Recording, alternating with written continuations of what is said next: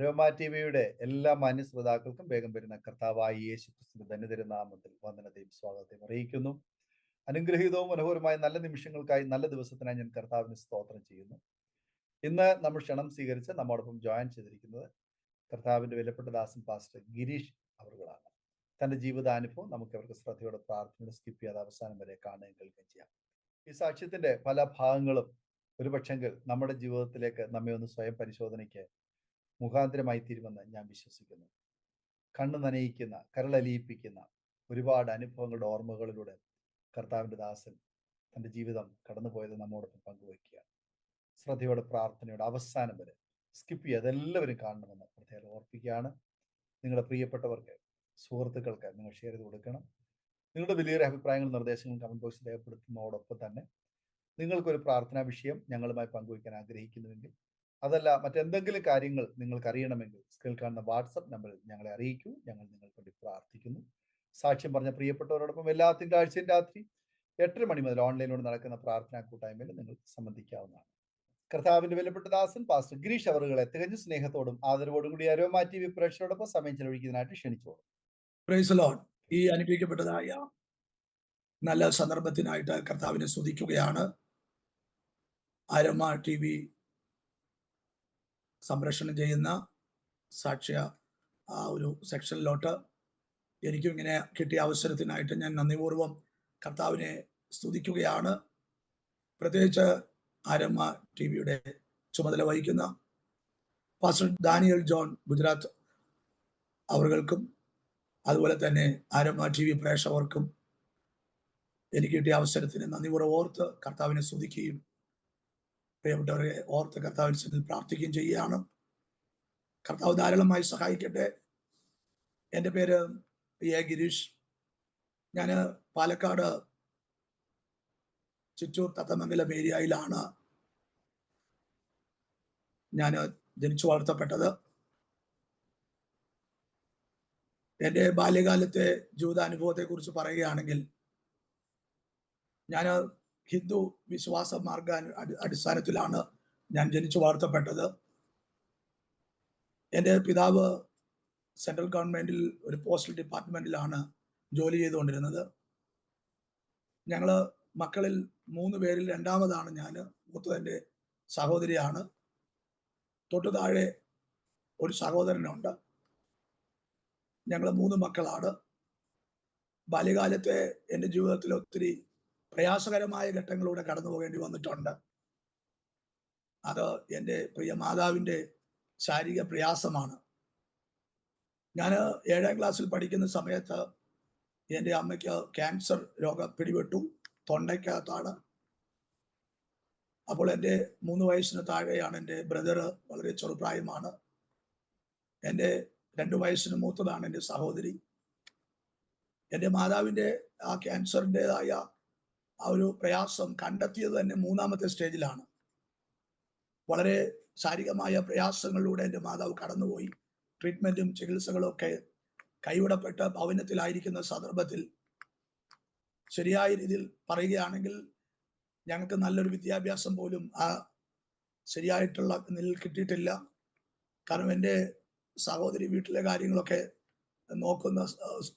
അമ്മയെയും വീട്ടിലെ കാര്യങ്ങൾ നോക്കുമ്പോൾ ഞങ്ങൾ രണ്ടുപേരും സ്കൂളിലോട്ട് പോകും. എൻ്റെ സഹോദരി സ്കൂളിൽ പോകണമെങ്കിൽ ഞാൻ രണ്ടാമത്തെ മകനായി ഞാൻ എൻ്റെ അമ്മയെ നോക്കി നിൽക്കണം. അങ്ങനെ ഏകദേശം ഡോക്ടർ കൈവിടപ്പെട്ട നിലകളിൽ 1.5 വർഷത്തോളം എൻ്റെ മാതാവ് ഭവനത്തില് ശാരീരികമായ വളരെ അവശതയിലൂടെ മരണത്തോട് പോരാടിക്കൊണ്ട് ഞങ്ങളുടെ കൺമുന്നിൽ ജീവിച്ച ആ കാലഘട്ടം ഇന്ന് മറക്കാൻ കഴിയാത്ത അനുഭവമാണ്. ഞാൻ SSLC പഠിക്കുന്ന സമയത്ത് രോഗാവസ്ഥ കൂടുതലായി മൂർധന്യാവസ്ഥയിലാകുകയും എൻ്റെ അമ്മ മരണം വഴി ലോകത്തിൽ നിന്ന് മാറ്റപ്പെട്ടു പോയി. എൻ്റെ പിതാവ് അതിനുശേഷം 2ാമത് വിവാഹം കഴിക്കുന്നു. ഞാൻ ആ സമയത്ത് SSLC പാസ്സായി. ആ സമയത്ത് PDC പഠിച്ച് 2ാം വർഷം ആകുന്ന ഒരു കാലഘട്ടം. ആ സമയത്ത് എനിക്കും ശാരീരികമായ ചില പ്രയാസങ്ങളിലൂടെ ഞാൻ കടന്നുപോയി. എൻ്റെ സഹോദരൻ ആ സമയത്ത് SSLC പഠിക്കുകയാണ്. എൻ്റെ സഹോദരി നഴ്സിംഗ് പഠിച്ചുകൊണ്ടിരിക്കുന്ന സന്ദർഭം. ആ സമയത്ത് എനിക്ക് ഉദരസംബന്ധമായ ഒരു പ്രയാസം നേരിടുകയും അത് ട്രീറ്റ്മെന്റ് ചെയ്തിട്ടും മാറാതെ കുടല് മുഴുവനും പുണ്ണ് ബാധിക്കപ്പെട്ട അവസ്ഥയിൽ ഞാൻ കടന്നുപോയി. ഡോക്ടറുടെ പരിശോധനയിൽ ഇത് ക്യാൻസറിന്റെ ആരംഭത്തിലോട്ട് പോവുകയാണ്. ഇതിനൊരു സർജറി ഉണ്ട്, സർജറി ചെയ്താൽ ഇതിനകത്തൊരു പരിഹാരം ഉണ്ടാകും എന്നുള്ളതാണ് പറഞ്ഞത്. എൻ്റെ പിതാവിന് മാതാവിൻ്റെ ചികിത്സ മൂലം ഒത്തിരി വലിയ ബാധ്യത ഉണ്ടായി. അതുകൊണ്ട് എൻ്റെ ട്രീറ്റ്മെന്റിനുള്ള ബന്ധത്തിൽ ചികിത്സ നടത്താനുള്ള ഒരു ഫണ്ട് കണ്ടെത്താൻ എൻ്റെ പിതാവിന് കഴിഞ്ഞില്ല. അങ്ങനെ എൻ്റെ പിതാവ് മാനസികമായിട്ട് ഭാരപ്പെട്ടുവെങ്കിലും ഇങ്ങനെ ഞാനും എൻ്റെ അമ്മയുടെ മരണം മുഖാമുഖമായി കണ്ടതുകൊണ്ട് എൻ്റെയും ജീവിതത്തിൽ ഈ രോഗം ക്യാൻസറിൻ്റെ മൂർധന്യാവസ്ഥയെത്തി ഞാനും ലോകത്തിൽ നിന്ന് മാറ്റപ്പെട്ടു പോകുമോ എന്നുള്ള ആ ഒരു ഭയം എൻ്റെ ജീവിതത്തിലുണ്ടായിരുന്നു. അങ്ങനെ ഞാൻ ഭവനത്തിൻ്റെ അന്തരീക്ഷത്തിൽ ഇങ്ങനെ ഒരു പ്രത്യേക മാനസിക അവസ്ഥയിൽ ഞാൻ വീട്ടിൻ്റെ വരാന്തയിൽ ഇരിക്കുന്ന സമയത്താണ് തൃശ്ശൂരിൽ നിന്നും ഒരു പാസ്റ്റർ ജോസ് എന്നുള്ള പാസ്റ്റർ പ്രത്യേക വിളിയും ദർശനവുമായിട്ട് ഉള്ള ബന്ധത്തിൽ ഞങ്ങളുടെ ഏരിയയിൽ മിനിസ്ട്രിക്കായിട്ട് വന്നത്. അന്ന് ഒരു ഇവാഞ്ചലിസം പോലെ ഓരോ വീടുകളിലും പോയി സുവിശേഷം പറയും. ആരും തന്നെ അവിടെ കൂട്ടായ്മയ്ക്ക് വരാറില്ല. അങ്ങനെ ഇവാഞ്ചലിസം പോലെ ഞാൻ എൻ്റെ ഭവനത്തിലോട്ട് വന്ന സമയത്ത് ഞാൻ വളരെ മാനസികമായിട്ട് ഇങ്ങനെ ഇരിക്കുന്നത് കണ്ടപ്പോൾ നോട്ടീസ് കൊടുത്ത് പോയിക്കൊണ്ടിരിക്കുന്ന വ്യക്തി ഞാൻ അല്പസമയം മോനോട് സംസാരിക്കട്ടെ എന്ന് പറഞ്ഞു. അപ്പം ഞാൻ പറഞ്ഞു തീർച്ചയായും വന്ന് കയറുക, ഇരിക്കുക, സംസാരിച്ചു. അങ്ങനെ ആ ദേവദാസൻ യേശുവിൻ്റെ സ്നേഹത്തെക്കുറിച്ച് കൂടുതലായിട്ട് പറയുകയും ചെയ്തുകൊണ്ടിരുന്നപ്പോൾ മോൻ എന്തൊരു വിഷമത്തിലാണല്ലോ, മോനെ തുറന്ന് പറഞ്ഞ് വിഷമം എന്താന്ന് പറഞ്ഞെന്ന് പറഞ്ഞ് ഒരു പിതാവിനെ പോലെ തോളിൽ തട്ടി എന്നോട് ചോദിച്ചപ്പോൾ ഞാൻ എൻ്റെ ഈ അവസ്ഥ, എൻ്റെ മാതാവിൻ്റെ മരണവും എൻ്റെ രോഗാവസ്ഥയിൽ ചികിത്സിക്കാൻ രൂപ ഇല്ലായത് എൻ്റെ പിതാവ് ഭാരപ്പെടുന്നതും ഒക്കെ ഷെയർ ചെയ്തപ്പോൾ ആ ദിവദാസൻ എൻ്റെ അടുക്കിൽ നിന്ന് പ്രാർത്ഥിക്കുകയും എന്നെ നോക്കി കരയുകയും ചെയ്തിട്ട് പറഞ്ഞു, യേശു കർത്താവ് നിന്നെ സൗഖ്യമാകും, ഞങ്ങളുടെ വീട്ടിലൊരു പ്രാർത്ഥനയുണ്ട്, നീ അവിടെ വരണം. അഡ്രസ്സൊക്കെ പറഞ്ഞു തന്നു. ഞാനങ്ങനെ ഒരു കുഞ്ഞു സൈക്കിളുണ്ട് എനിക്ക്, ഞാൻ ആ സൈക്കിളും ചവിട്ടി ആ ഭവനത്തിലോട്ട് പോവുകയാണ്. അന്ന് അവർ ഫാമിലിയായിട്ട് പ്രാർത്ഥിച്ചുകൊണ്ടിരിക്കുന്ന സമയമാണ്. ഞാനും ആ പാസ്റ്ററോട് കൂടെ ചേർന്ന് പ്രാർത്ഥിച്ചു. എനിക്ക് അവിടുന്ന് എന്തെന്നില്ലാത്ത ഒരു വലിയ ഒരു സന്തോഷ സമാധാനവും ആ വീട്ടിലുണ്ടായി. ഞാൻ അവിടുന്ന് പോകാൻ തോന്നുന്നില്ല. എന്നാൽ പാസ്റ്റർ എന്നോട് പറഞ്ഞു, പോയിട്ട് വാ, നിനക്ക് എപ്പോഴൊക്കെ ഇങ്ങോട്ട് വരാൻ തോന്നുന്നു അപ്പോഴൊക്കെ വരാൻ പറഞ്ഞു. എൻ്റെ ആ സമയത്ത് എനിക്ക് വീട്ടിലിരിക്കാൻ തോന്നുന്നില്ല. പാസ്റ്റർ അടുത്ത് പോകണം, പ്രാർത്ഥിക്കണം എന്നുള്ളൊരു ടെൻഡൻസി എനിക്കുണ്ടായി. ഞാൻ എൻ്റെ പിതാവിനോട് യാത്ര പറയും, ഞാൻ പോകും, വൈകുന്നേരം ആകുമ്പോഴേക്കും രാത്രി ആകുമ്പോഴേക്കും വീട്ടിലോട്ട് വരും. ഇങ്ങനെ കുറേ നാളുകൾ പതിവായി. എനിക്ക് കർത്താവിനോട് കൂടുതൽ അറിയണമെന്ന് തോന്നി. അങ്ങനെ ഞാൻ PDC കഴിഞ്ഞ് എൻ്റെ പിതാവ് എന്നെ ഈ രോഗാവസ്ഥയിൽ ഇരിക്കുമ്പോൾ തന്നെ എന്നെ എൻജിനീയറിങ്ങിൻ്റെ ഫസ്റ്റ് ഇയർ എന്നെ ചേർത്താനിടയായി. ആ സമയങ്ങളിൽ രോഗാവസ്ഥയ്ക്ക് എൻ്റെ ശരീരത്തിൽ രോഗമുള്ളതായിട്ട് എനിക്ക് തോന്നുന്നില്ല. അല്പമായി കുറഞ്ഞു വരുന്നു. എനിക്ക് വേദനയുണ്ടെങ്കിലും അത് കുറഞ്ഞു വരുന്നു. പിന്നീട് ഒരു ഉപവാസ പ്രാർത്ഥന ആ ഭവനത്തിൽ ക്രമീകരിക്കുകയും തൃശ്ശൂരിൽ നിന്ന് ഒരു അഭിഷക്തൻ്റെ ഒരു പ്രവാചകൻ വരികയും അദ്ദേഹത്തിൻ്റെ ശുശ്രൂഷയിൽ കൂടെ ഞാൻ പൂർണ്ണമായിട്ടുള്ള രോഗസൗഖ്യം ഞാൻ കർത്താവിൽ നിന്ന് പ്രാപിക്കാനിടയായി. അന്ന് ഞാൻ കർത്താവിനായിട്ട് സമർപ്പിച്ചു. എൻ്റെ രോഗത്തെ മാറ്റിയ ആ യേശുവിന് വേണ്ടി എൻ്റെ ജീവിതത്തെ സമർപ്പിക്കാമെന്ന് പറഞ്ഞ് എൻ്റെ എനിക്ക് 17-ാമത്തെ വയസ്സാണ് ആ സമയത്ത്. ആ 17-ാമത്തെ വയസ്സിൽ കർത്താവിൻ്റെ സന്നിധിയിൽ ഞാൻ സമർപ്പിച്ചു. അങ്ങനെ ഞാൻ എൻജിനീയറിംഗ് പഠിച്ചുകൊണ്ടിരിക്കുന്ന സന്ദർഭം 2ാം വർഷം പഠിക്കുകയാണ്. എനിക്ക് ഉച്ചവരെയാണ് ക്ലാസ് ഉള്ളത്. ഉച്ച കഴിയുമ്പോൾ ഞാനിങ്ങനെ പാസ്റ്ററുടെ കൂടെ ചെന്ന് സുവിശേഷമൊക്കെ അറിയിക്കാനായിട്ട് പോകും. അപ്പം ആ സമയത്ത് ഞാൻ ചില രാത്രികളിൽ എൻ്റെ മനസ്സ് വലിയൊരു ആത്മഭാരം കൊണ്ട് എൻ്റെ മനസ്സ് ഇങ്ങനെ വിമ്പൽ കൊള്ളുകയായിരുന്നു. എനിക്ക് പഠിക്കേണ്ട, ഉയർന്നിനി പഠിക്കേണ്ട, എനിക്ക് ജോലിയിലോട്ട് പോകേണ്ട, ഞാൻ കർത്താവിൻ്റെ വേലയ്ക്ക് വേണ്ടി എനിക്കൊരു കോളിങ്, എന്നെ വിളിക്കുന്നു, കർത്താവിനെ വിളിക്കുന്നതിൻ്റെ ഒരു ടെൻഡൻസി എൻ്റെ അകത്തുണ്ടാകുകയും ഞാനിത് പാസ്റ്ററുമായിട്ട് ഷെയർ ചെയ്തു. അപ്പോൾ പാസ്റ്റർ പറഞ്ഞു, നല്ലോണം ആലോചിക്കണം, കാരണം നീ ഇപ്പോൾ എഞ്ചിനീയറിംഗ് പഠിക്കുകയാണ്, നിന്റെ അപ്പൻ നിന്നിലാണ് പ്രതീക്ഷ വെച്ചിരിക്കുന്നത്, അതുകൊണ്ട് നന്നായി ആലോചിക്കുക. അപ്പം ഞാൻ കിടക്കുമ്പോഴൊക്കെ എനിക്ക് ദർശനങ്ങളിൽ കൂടെയൊക്കെ ഇങ്ങനെ കവലകളിൽ പ്രസംഗിക്കുന്നതായിട്ട്, ചർച്ചുകളിൽ പോയി പ്രസംഗിക്കുന്നതായിട്ടൊക്കെ എനിക്ക് ദർശനങ്ങൾ കണ്ടുകൊണ്ടിരിക്കുക. അപ്പോൾ ഞാൻ പാസ്റ്ററോട് പറഞ്ഞില്ല, പാസ്റ്റർ എനിക്ക് പഠിക്കണ്ട, എനിക്ക് സുവിശേഷ വേല ചെയ്താൽ മതി. അപ്പോൾ എൻ്റെ പാസ്റ്റർ പറഞ്ഞു, എന്നാൽ ഒരു കാര്യം ചെയ്യുക, നിന്റെ പിതാവിനോട് ഇത് പതുക്കെ ഷെയർ ചെയ്യുക. അപ്പം ഞാൻ പേടിച്ചുകൊണ്ട് എൻ്റെ പിതാവിൻ്റെ അടുക്കൽ ചെല്ലുകയാണ്. എൻ്റെ അപ്പൻ എന്നെ പ്രതീക്ഷയോടുകൂടിയാണ് എഞ്ചിനീയറിംഗ് പഠിക്കാനായിട്ട് ചേർത്തത്. എൻ്റെ പിതാവിന് എന്താണ് പറയുന്നത് എന്താണെന്നും എനിക്ക് അറിയത്തില്ല. അപ്പം ഞാൻ എൻ്റെ അപ്പനോട് ചോദിച്ചു, അപ്പം ഞാനിങ്ങനെ ബൈബിൾ കോളേജിൽ പോകാനായിട്ട് ആഗ്രഹമുണ്ട്, ഞാനും ക്ലാസ് മുമ്പോട്ട് പഠിക്കണമെന്ന് എനിക്ക് പഠിക്കണം എന്നുള്ളൊരു ഇത് വരുന്നില്ല, ഞാൻ ബൈബിൾ കോളേജ് പഠിച്ചൊരു പാസ്റ്ററാകാൻ എനിക്ക് ആഗ്രഹമുണ്ട്, അപ്പം പോകട്ടെ എന്ന് ചോദിച്ചു. അത് ആ വാക്ക് ഫിനിഷ് ആകുന്നതിന് മുമ്പ് തന്നെ എൻ്റെ പിതാവിന് വളരെയേറെ ശാപവാക്കുകൾ പറഞ്ഞ് വാക്കുകൾ കൊണ്ട് എന്നെ വളരെ സഹായിച്ച്, അങ്ങനെയാണെങ്കിൽ ഇനി ഈ ഭവനത്തിൽ ഒരു നിമിഷം പോലും നീ ഇരിക്കരുത്, ഈ വീട് വിട്ട് ഇറങ്ങിപ്പോകണമെന്ന് പറഞ്ഞു. ഞാൻ വളരെ ദുഃഖിതനായി, എന്ത് ചെയ്യണമെന്ന് അറിയുന്നില്ല. അന്ന് രാത്രി മുഴുവനും വീട്ടിൽ ചെലവിട്ടു. പിറ്റേ ദിവസം എൻ്റെ അകത്ത് പരിശുദ്ധാത്മ പറയുന്ന എൻ്റെ അപ്പനോട് പറഞ്ഞു, നീ വീട്ടിൽ നിന്ന് ഇറങ്ങി യാത്ര പുറപ്പെടാം, ബൈബിൾ പാസ്റ്റർ അടുത്ത് പോയിട്ട് തുടർന്നുള്ള ബൈബിൾ സെമിനാരി പഠിത്തത്തിനായിട്ട് നീ ഒരുങ്ങുന്ന ഒരു വ്യക്തി സംസാരിക്കുന്നത് പോലെ ദൈവം എന്നോട് സംസാരിച്ചു. എനിക്ക് ആ സമയത്ത് 19ാമത്തെ വയസ്സ് സ്റ്റാർട്ട് ചെയ്യാണ്. അപ്പം എൻ്റെ അപ്പനോട് ഞാനത് വീണ്ടും ധൈര്യം സംഭരിച്ച് ചോദിച്ചു. പിന്നെയും എൻ്റെ അപ്പൻ അതിശക്തമായിട്ട് ശാപവാക്കുകൾ പറയുക മാത്രമല്ല, എന്നെ ഷോൾഡറിൽ പിടിച്ച് എന്നെ വീട്ടിൽ നിന്ന് തള്ളി. ഞാൻ ഓടിച്ചെന്ന് കുറച്ച് ഡ്രസ്സൊക്കെ എടുത്ത്, എനിക്കറിയാം എൻ്റെ അപ്പൻ ഇത് ചെയ്യുമെന്ന്. ഞാൻ ബാഗിൽ നിന്ന് കുറച്ച് സാധനങ്ങളൊക്കെ, ഡ്രസ്സും അത്യാവശ്യമായിട്ട് രണ്ട് ഷർട്ടും ഒരു പാൻറ്റും മാത്രമേ എടുക്കാനുള്ള സമയം കിട്ടിയുള്ളൂ. ബൈബിളും കുറച്ച് പുസ്തകങ്ങളൊക്കെ ആയിട്ട് ഞാൻ പെട്ടെന്ന് പാസ്റ്റർ അടുത്ത് പോയി. അപ്പോൾ ഈ പാസ്റ്റർ അടുത്ത് പോയി പാസ്റ്റർ എന്നെ ആശ്ചര്യത്തോടെ കണ്ടത്, എന്താ ഗിരീഷ് പെട്ടെന്ന് ഇങ്ങനെ ബാഗുമായിട്ട് വരുന്നത്? അപ്പം ഞാൻ പറഞ്ഞു, പാസ്റ്റർ ഞാൻ ഇനി വീട്ടിലില്ല, ഞാൻ ബൈബിൾ കോളേജിൽ കൊണ്ട് ചേർത്തണം. അപ്പോൾ പാസ്റ്റർ ഇത് കേട്ട ഉടനെ ഭയമായി. കാരണം ഞങ്ങളുടെ ഏരിയ, പാലക്കാടിൻ്റെ ചുറ്റൂർ തത്തമംഗലം ഏരിയ എന്ന് പറയുന്നത് വളരെയേറെ ഹൈന്ദവർ തിങ്ങി പാർക്കുന്ന സ്ഥലമാണ്. അവിടെ ക്രിസ്തീയ വിശ്വാസത്തിന് വളരെ പ്രതികൂലം അനുഭവിക്കുന്ന ഒരു അന്തരീക്ഷമാണ്.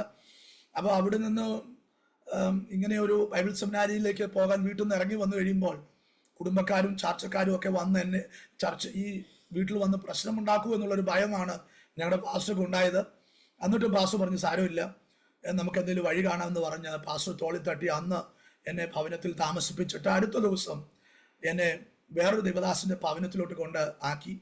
ആ പാസ്റ്ററോടത്ത് എന്നെ കുറച്ച് ദിവസങ്ങൾ അവിടെ താമസിപ്പിക്കാൻ പറഞ്ഞു. കാരണം ബൈബിൾ കോളേജിൻ്റെ സമയമായിട്ടില്ല, കുറച്ച് ദിവസം താമസിപ്പിക്കണം. അപ്പോൾ എനിക്ക് 2 മാസം വരെ ഞാൻ അവിടെ താമസിച്ചു. അതിനുശേഷം അവിടുത്തെ ദേവദാസിൻ്റെ കെയർ ഓഫിൽ പെരുമ്പാവൂരിലുള്ള അകപ്പെ ബൈബിൾ കോളേജിൽ, ഞാൻ IPCയുടെ ബന്ധത്തിലുള്ള അകപ്പെ ബൈബിൾ കോളേജിൽ ഞാൻ ബൈബിൾ സെമിനാരിൽ പഠിക്കാൻ പോവുകയാണ്. എനിക്ക് ആ ബൈബിളിനെ കുറിച്ച് കൂടുതൽ ഒരു അറിവുമില്ല. ദൈവം തന്ന ഒരു ദർശനവും കാഴ്ചപ്പാട്, ദൈവനോട് സംസാരിച്ചു എന്നുള്ള ഒരു ബോധ്യത്തോടെ മാത്രമാണ് പോകുന്നത്. ഞാൻ അവിടെ ചെന്നു, എനിക്ക് അഡ്മിഷൻ കിട്ടി. ഞാൻ സ്കോളർഷിപ്പിലാണ് പഠിക്കുന്നത്. അവിടുത്തെ ജോലികളൊക്കെ ചെയ്യണം, അതാണ് അവിടുത്തെ മാനദണ്ഡം. പുല്ല് വെട്ടണം, അവിടെ ഒരു റബ്ബർ തോട്ടമൊക്കെ ഉണ്ട്, അത് മരം മുറിക്കണം, ഇങ്ങനെയുള്ള സ്കോളർഷിപ്പ് ഡ്യൂട്ടികളൊക്കെ ഉണ്ട്. അതൊക്കെ ചെയ്ത് ഞാനിങ്ങനെ പഠിക്കണം എന്നുള്ളതാണ്. അങ്ങനെ ഞാൻ പഠനം നടന്നുകൊണ്ടിരിക്കുന്ന ആരംഭ സമയമാണ്. അപ്പം ടീച്ചേഴ്സൊക്കെ ഓരോ സബ്ജക്റ്റിന് ടീച്ചേഴ്സുകൾ വന്ന് അവരുടെ നിർദ്ദേശങ്ങൾ പറയും. നോട്ട്ബുക്ക് ഇന്ന സബ്ജക്റ്റിന് ഇന്ന നോട്ട്ബുക്ക് വേണമെന്നൊക്കെ പറയും. കാരണം എൻ്റെ കയ്യിൽ ഒന്നുമില്ല, വീട്ടിൽ നിന്ന് ഇറങ്ങി വന്നതാ. 2 ജോഡി ഡ്രസ്സും ഉണ്ട്, പാസ്റ്റർ എനിക്ക് വണ്ടിക്കൂലി തന്നിട്ടുണ്ട്, അത് മാത്രമേ എൻ്റെ കയ്യിലുള്ളൂ. അപ്പോൾ എല്ലാത്തിനും കൂടെ ഒരു 2 ബുക്കുണ്ട്. അപ്പോൾ ഓരോന്നിൻ്റെയും ഓരോ സബ്ജക്റ്റിനെയും അതിനൊക്കെ തരംതിരിച്ച് ഒരു നോട്ടിൻ്റെ 4 സബ്ജക്റ്റാക്കി തിരിച്ചിട്ടൊക്കെ എഴുതുമായിരുന്നു. അപ്പോൾ അധ്യാപകന്മാരൊക്കെ വഴക്ക് പറയും, ഗിരീഷ് ഇതെങ്ങനെ ഇത് പറ്റും, വേറെ എക്സ്ട്രാ നോട്ട് ബുക്ക് വാങ്ങിക്കുക. അപ്പോൾ എന്നെ ചിലപ്പോൾ വഴക്ക് പറയും, എന്താ നിനക്കൊരു അലസതയൊക്കെ കാണിക്കുന്നു. പക്ഷേ എൻ്റെ അവസ്ഥ എനിക്കല്ലേ അറിയത്തുള്ളൂ. എനിക്ക് അന്ന് എൻ്റെ കൂടെയുള്ള അഭിഷക്തന്മാർ, പഠിച്ചുകൊണ്ടിരിക്കുന്ന സ്റ്റുഡൻസൊക്കെ എന്നെ വളരെയേറെ ഇങ്ങനെ നോക്കും, എന്താ ഇങ്ങനെ ഒരു അവസ്ഥ. ഞാൻ ആരോട് സംസാരിക്കാനായിട്ട് എനിക്ക് കഴിവില്ല. പാലക്കാടിൻ്റെ ഗ്രാമത്തിലാണ് ജനിച്ചു വളർന്നത്. എന്താ പറയുക, പാലക്കാടിൻ്റെ ശൈലി എല്ലാവർക്കും അറിയാമല്ലോ, ഒരു പ്രത്യേക ഭാഷ ആർക്കും ഞാൻ പറയുന്നത് മനസ്സിലാകുന്നില്ല. അപ്പം അവരെന്നെ ഒരു പ്രത്യേക രീതിയിലാണ് കാണുന്നത്. അപ്പം എനിക്ക് 2 ഡ്രസ്സ്, ഷർട്ട്, ഒരു പാൻറ് എടുക്കാൻ പറ്റിയുള്ളൂ. അപ്പം ചിലർ കളിയാക്കുമായിരുന്നു, പാൻറ് ഒന്നേ ഉള്ളൂ, 2 ഷർട്ടേ ഉള്ളൂ, നീ എങ്ങനെ ഇവിടെയൊക്കെ പഠിച്ച് എങ്ങനെ നിനക്ക് ഇവിടെയൊക്കെ നിൽക്കാൻ പറ്റും, നിനക്ക് ആരും ഇല്ലല്ലോ എന്നൊക്കെ പലരും ഇങ്ങനെ പരിതാപത്തോടെ പറയുകയായിരുന്നു. പക്ഷേ പറയുമ്പോൾ തന്നെയും ആരും സഹായിക്കാനായിട്ട് ആരും തന്നെ മുമ്പോട്ട് വന്നില്ല. കാരണം എല്ലാവരും എന്നെ പോലെ ഒത്തിരി ഞെരുക്കത്തിലുള്ളവരാണ്. അതുകൊണ്ട് ഞാൻ അവരെ പരാതിപ്പെടുത്തൊന്നുമില്ല.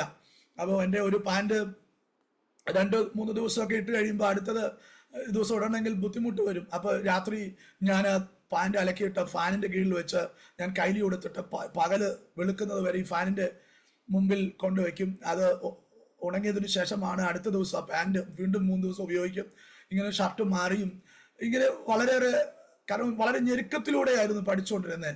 ഒരു ആവശ്യം നിറവേണം ഒന്നും അറിയത്തില്ല. പിന്നെ ചാപ്പൽ സർവീസിലൊക്കെ ഓരോ ദിവസവും പ്രസംഗിക്കേണ്ടതായിട്ട് വരും. അപ്പം ആ സമയത്തൊക്കെ എനിക്കൊന്നും പറയാൻ അറിയത്തില്ല. അപ്പം എല്ലാവരും പ്രസംഗിക്കുമ്പോൾ എനിക്കൊന്നും പറയാൻ അറിയത്തില്ല. ഞാൻ ആമേൻ മാറി നിന്ന് ദൈവസന്നിധിയിൽ കരയുന്ന ഒരു പതിവ് എൻ്റെ അവിടെ ഉണ്ട്. എല്ലാവരും ഉറങ്ങിയ സമയത്ത് ഞാൻ വാർക്ക അവിടുത്തെ ഹോസ്റ്റലിൻ്റെ മുകളിൽ അപ്സ്റ്റെയറിൽ ചെന്ന് പോയി തനിയിരുന്ന് ഇങ്ങനെ കരയും. ദൈവമേ എന്നെ വചനം ശുശ്രൂഷിപ്പേൻ പഠിപ്പിക്കണം എന്നൊക്കെ പറഞ്ഞ് കരയും. സ്തോത്രം. അങ്ങനെ ഇടയ്ക്കൊക്കെ ചില ദൈവാസന്മാർ എന്നെ വാച്ച് ചെയ്യാറുണ്ട്. അതിൽ ചില ദൈവാസന്മാരൊക്കെ എന്നെ ഭൗതികമായിട്ട് അല്പാൽപമായിട്ടൊക്കെ സഹായിച്ചു. ഞാൻ എൻ്റെ പഠനം മുമ്പോട്ട് പോയി. 6 മാസം അതിൻ്റെ അകത്ത് ഞാൻ കൂടുതലായിട്ട് വചനം പഠിക്കാൻ തുടങ്ങി. റസ്സില്ലാതെയുള്ള പഠിത്തമാണ്. വചനങ്ങൾ തനിയെ പഠിക്കും. മാറി നിന്ന് പ്രസംഗം, അവിടെ റബ്ബർ തോട്ടമൊക്കെ ഉണ്ട്, അവിടെ ചെന്ന് ഞാൻ നിന്നുകൊണ്ട് റബ്ബറിനോട് പ്രസംഗിക്കും. കാരണം എങ്ങനെയെങ്കിലുമൊക്കെ വചനം പറയണം. 6 മാസത്തിൻ്റെ അകത്തെങ്കിലും വചനം പറയണമെന്നുള്ളൊരു ആഗ്രഹമാണ്. അങ്ങനെ കഠിനമായ ശ്രമവും പ്രാർത്ഥനയും കണ്ണുനീരിൻ്റെ ഫലമായിട്ട് ഞാൻ വചനം പ്രസംഗിക്കാനായിട്ട് തുടങ്ങി. 1 മണിക്കൂറൊക്കെ ഞാൻ വചനം പ്രസംഗിക്കും. ഇപ്പം എല്ലാവരും വീട്ടിലോട്ട് പോകുമ്പോൾ എനിക്ക് വീട്ടിൽ പോകാൻ കഴിയത്തില്ല. എനിക്ക് എവിടെ പോകാനാണ്? കാരണം വീട്ടിൽ നിന്ന് എന്നെ ഇറക്കി വിട്ട അവസ്ഥയില്ല. ഞാൻ എവിടെ പോകും? അപ്പം ഞാനാണ് മിക്കവാറും ഹോസ്റ്റലിൽ താമസിക്കുന്നതിൽ 2-3 പേരുണ്ട്. അതിൽ ഞാനും ഇടുക്കിയിൽ നിന്ന് 2 ദിവാസന്മാർ വരുന്നുണ്ട്. അവർക്കും ഇതുപോലെയൊക്കെയാണ്. അവർക്കും വീട്ടിലോട്ട് പോകാൻ പറ്റത്തില്ല. അപ്പം ഞാനും അവിടെ വീട്ടിൽ നിൽക്കുമ്പോൾ അവിടുത്തെ പ്രിൻസിപ്പൾ അപ്പച്ചൻ പറയും, നമ്മുടെ സെൻറ്ററിൽ ചിലപ്പോൾ സഭകളിലൊന്നും പാസ്റ്റർമാരൊക്കെ ലീവാണ്, അപ്പോൾ നിങ്ങൾ അവിടെ പോകണം ഇവിടെ പോകണം എന്നൊക്കെ പറയുമ്പോൾ എനിക്ക് ഒത്തിരി പെരുമ്പാവൂരിലുള്ളത് IPC ഡിസ്ട്രിക്റ്റിൻ്റെ ഒത്തിരി സഭകളിൽ ശുശ്രൂഷിക്കാനായിട്ട് അവസരം തന്നു. അങ്ങനെ ഞാൻ ഒരു നല്ലൊരു ശുശ്രൂഷ ചെയ്യാനായിട്ട് എന്നെ ദൈവം തന്നെ പഠിപ്പിക്കുകയായിരുന്നു. ആ നിലകളിൽ എൻ്റെ ഭൗതിക കാര്യങ്ങളൊക്കെ 3 വർഷക്കാലം നന്നായിട്ട് നടന്നു. അപ്പോഴൊന്നും എൻ്റെ പിതാവ് എന്നെ അന്വേഷിക്കാനോ എവിടെയാണ് എങ്ങനെ ജീവിക്കുന്നു എന്നൊന്നും അന്വേഷിക്കാനായിട്ട് തയ്യാറായില്ല. എന്നാൽ ഞാൻ പഠനം വിജയകരമായി പൂർത്തീകരിച്ചു. 3 വർഷം പൂർത്തീകരിച്ചു. 3 വർഷം പൂർത്തീകരിച്ച സമയത്ത് ഞാനും എന്ത് ചെയ്യണം ദൈവമേ, എവിടെയാണ് പ്രവർത്തിക്കേണ്ടത് എന്ന് ചോദിച്ചപ്പോൾ ദൈവാത്മ പറഞ്ഞു, നിന്നെ എവിടെ നിന്ന് പടിയിറക്കിയോ അതേ ദേശത്ത് ചെന്ന് നീ പ്രവർത്തിക്കണം. അപ്പം എനിക്ക് പേടിയെന്നുള്ളതില്ല. പക്ഷെ എന്നെ ആരും അംഗീകരിക്കാനാ? എനിക്ക് ആ സമയത്ത് എനിക്ക് 21 കഴിഞ്ഞ് 22 കയറുകയാണ്. ഒരു ആള് കാണാനൊരു ഷേപ്പ് പോലില്ല. വളരെ ക്ഷീണിച്ച് മെലിഞ്ഞ ഒരു ശരീരമാണ്. ഞാനിവിടെ പോയിട്ട് എനിക്ക് എങ്ങനെ സുവിശേഷം പറയാൻ പറ്റും? എങ്ങനെ? പക്ഷേ ദൈവം എനിക്ക് തന്നിരിക്കുന്ന കൃപയ്ക്കൊത്തവണ്ണം ഞാൻ ദൈവസന്നിധിയിൽ സമർപ്പിച്ച് ഞാൻ പറഞ്ഞ എൻ്റെ സ്വന്തം ദേശത്ത് തന്നെ നിന്ന് അവിടെ ഒരു അന്നത്തെ കാലത്ത് IPCയുടെ ഒരു മലബാർ മിഷൻ്റെ ഒരു ഏരിയ വർക്കുകളുണ്ട്. അപ്പോൾ അതിൻ്റെ ഒരു വർക്കിൽ അവിടുത്തെ ഡിസ്ട്രിക്ട് എന്നെ ഏറ്റെടുത്തു. അങ്ങനെ ഞാൻ അവിടുത്തെ ഒരു ചെറിയൊരു കടമുറി വാടകയ്ക്ക് എടുത്തിട്ട് ഞാൻ ചെറിയ തോതിൽ ആരംഭം കുറിച്ചു. അങ്ങനെ ചെറിയ സഹോദരന്മാരൊക്കെ ഇങ്ങനെ മുമ്പോട്ട് വരും. എനിക്ക് കാരണം എൻ്റെ പ്രായം അതായതുകൊണ്ട് എനിക്ക് വലിയ ആൾക്കാരോടൊക്കെ സുവിശേഷം പറയാനൊക്കെ അവർ അംഗീകരിക്കാത്ത കുറവുണ്ട്. പിന്നെ ഞാൻ പറഞ്ഞു വന്നവർക്ക് ശ്രദ്ധിക്കൂല. അപ്പോൾ സ്റ്റുഡൻസുകളുടെ ഇടയിൽ, സ്കൂളിനെ കേന്ദ്രീകരിച്ചുകൊണ്ട് കുഞ്ഞുങ്ങളുടെ ഇടയിൽ, സ്റ്റുഡൻസിൻ്റെ ഇടയിൽ ചെറിയ സൺഡേ ക്ലാസ്സും ഒക്കെ ആരംഭിച്ച് ചെറിയ കൂട്ടായ്മയിലോട്ട് ആളെയാക്കി. അവരുടെ പാരൻസൊക്കെ കുഞ്ഞുങ്ങളിലുള്ള മാറ്റം കണ്ടിട്ട് അവരും എൻ്റെ മുമ്പിൽ വന്ന് എനിക്ക് വേണ്ടി സഹോദര പ്രാർത്ഥിക്കണമെന്ന് പറഞ്ഞ് അങ്ങനെ പ്രാർത്ഥന തുടങ്ങി. അങ്ങനെ കുറച്ച് പേരൊക്കെ കൂട്ടായ്മയ്ക്കായിട്ട് വലിയ ആൾക്കാർ വന്നു. അങ്ങനെ എനിക്ക് വലിയവരുടെ മുമ്പിൽ പ്രസംഗിക്കാനായിട്ട് തുടങ്ങി. അപ്പം ഞാൻ എൻ്റെ വയസ്സപ്പോൾ എനിക്ക് 23 ഒക്കെ ഉള്ളൂ. അപ്പം ചെറിയൊരു കുഞ്ഞിനെ പോലെ ഷേപ്പ് പോലും ഇല്ല. അപ്പം മലബാർ മിഷൻ്റെ അന്ന് VM മാത്യു സാറ്, ഗുഡ് ന്യൂസിൻ്റെ ഇതിൽ വർക്ക് ചെയ്യുന്ന VM മാത്യു സാറാണ് അതിൻ്റെ സ്പോൺസറൊക്കെ കണ്ടെത്തിയിരുന്നത്. അപ്പോൾ VM മാത്യു സാറ് ഇങ്ങനെ വന്ന് എന്നെ തട്ടിയിട്ട് പറയും, മോനെ, ഒരു സഭ ഭരിക്കണമെങ്കിൽ ഈ ശരീരം കൊണ്ടാകത്തില്ല, നന്നായി കഴിക്കുക എന്നൊക്കെയും പറഞ്ഞ് കളിയാക്കും. മാത്രമല്ല അടുത്ത വർഷം തന്നെ പെണ്ണ് കെട്ടിരിക്കണം, എന്നാലേ ഞങ്ങൾ ഇവിടെ സഭയുടെ ചാർജ് തരത്തുള്ളൂ, അല്ലെങ്കിൽ സഭയിൽ നിന്ന് ചാർജ് കിട്ടത്തില്ല, നീ അത് ആലോചിക്കണമെന്ന് പറഞ്ഞു. അപ്പോൾ ശരീരമൊക്കെ നല്ല പുഷ്ടിപ്പെടുത്ത് നല്ലൊരു വിവാഹം കഴിക്കാനുള്ളതാണെന്നൊക്കെ പറഞ്ഞ് എന്നെ ഇങ്ങനെ പറയുമായിരുന്നു. അപ്പം എനിക്ക് അതിനുള്ള ഇൻകം ഒന്നും സഭയ്ക്കില്ല. ഞാൻ കഴിഞ്ഞു പോകുന്നത് ഭയങ്കര കഷ്ടത്തില്ല. അന്ന് ഒരു 2500 രൂപ വാടക കിട്ടുമ്പോൾ കടമുറിയുടെ വാടകയും എൻ്റെ അത്യാവശ്യ ചെലവും കഴിഞ്ഞൊക്കെ മുമ്പോട്ട് പോകുന്ന ഒരു പ്രകൃതത്തിൽ ഒരു വിവാഹം കഴിച്ചൊരു ജീവിതത്തിലോട്ട് ഒരു പാർട്ട്ണറെ കൊണ്ടുപോകാൻ എനിക്ക് ആ സന്ദർഭത്തിൽ ഒന്നും അനുവദനീയമല്ല. ഞാൻ അതിനെക്കുറിച്ച് ചിന്തിച്ചിട്ടുമില്ല. അപ്പോൾ 6 മാസത്തിലൊരിക്കൽ സാർ ഇങ്ങനെ ഫീൽഡിലോട്ട് വരും. വീണ്ടും ചോദിക്കും, ഗിരീഷ് എന്തായി വിവാഹത്തെക്കുറിച്ച് എന്തായി? അപ്പോൾ 23 വയസ്സ് കഴിഞ്ഞുള്ളൂ. അപ്പം ഞാൻ പലതും പറഞ്ഞിങ്ങനെ എക്സ്ക്യൂസ് ആക്കി അവസാനം 26ാമത്തെ വയസ്സ് തികഞ്ഞു. പിന്നീട് pastor VM Mathew sir, no, ഇനി അടുത്തൊരു എക്സ്ക്യൂസും ഇല്ല, പെട്ടെന്ന് വിവാഹം കഴിച്ചേ പറ്റൂ. അങ്ങനെ ഞാൻ 26ാമത്തെ വയസ്സിൽ അടുക്കുന്ന സമയത്ത് എൻ്റെ ശരീരമൊക്കെ പുഷ്ടിയായി, ഒരു ഷേപ്പൊക്കെ വന്നു. സ്തോത്രം. അന്ന് ഞാനും അന്നത്തെ പാസ്റ്റർമാരൊക്കെ ആഗ്രഹിക്കുന്നത് പോലെ ഈ വയറുണ്ടാകാൻ വേണ്ടി ഞാൻ പ്രാർത്ഥിച്ചു. കാരണം ക്ഷീണിച്ചൊരു ശരീരം, അന്ന് പാസ്റ്റർമാർക്കൊക്കെ വയറുണ്ടെങ്കിൽ പാസ്റ്റർമാരായിട്ട് അംഗീകരിക്കും എന്നൊരു ചൊല്ല് അന്നുണ്ടായിരുന്നു. അങ്ങനെ ഞാൻ പ്രാർത്ഥിച്ചപ്പോൾ എൻ്റെ ശരീരമൊക്കെ ഒന്നായി. ഞാൻ അങ്ങനെ 26-ാമത്തെ വയസ്സിൽ വിവാഹം കഴിഞ്ഞു. അങ്ങനെ ഞങ്ങൾ അതേ ഏരിയയിൽ 7 വർഷക്കാലം അതേ ഏരിയയിൽ തന്നെ പ്രവർത്തിച്ചു. അതിൻ്റെ 2 ഭാഗങ്ങളിലായിട്ട് ഞാൻ പ്രവർത്തിച്ചു. അതിനുശേഷമായിട്ട് മലബാറിൻ്റെ പ്രവർത്തനത്തിൻ്റെ ഭാഗമായിട്ട് കാസർഗോഡ് നീലേശ്വരം എന്നുള്ള ഒരു സ്ഥലത്തോട്ട് ഞാനും എൻ്റെ വൈഫ്, അന്ന് എനിക്ക് കുഞ്ഞുണ്ടായി 1.5 വയസ്സ് പ്രായമുള്ള മൂത്ത കുഞ്ഞുമായിട്ട് ഞാൻ കാസർഗോഡ് എന്നുള്ള ഏരിയയിൽ കടന്നുപോയി. അവിടെ ഇതുപോലെ പുതിയൊരു പ്രവർത്തനം 8 പേര് അടങ്ങുന്ന ഒരു കൂട്ടം ഒരു ഭവനത്തിൽ കൂടുന്നുണ്ട്. ആ ഒരു കൂട്ടായ്മയിലോട്ട് ചെറിയ 8 പേരാണ്.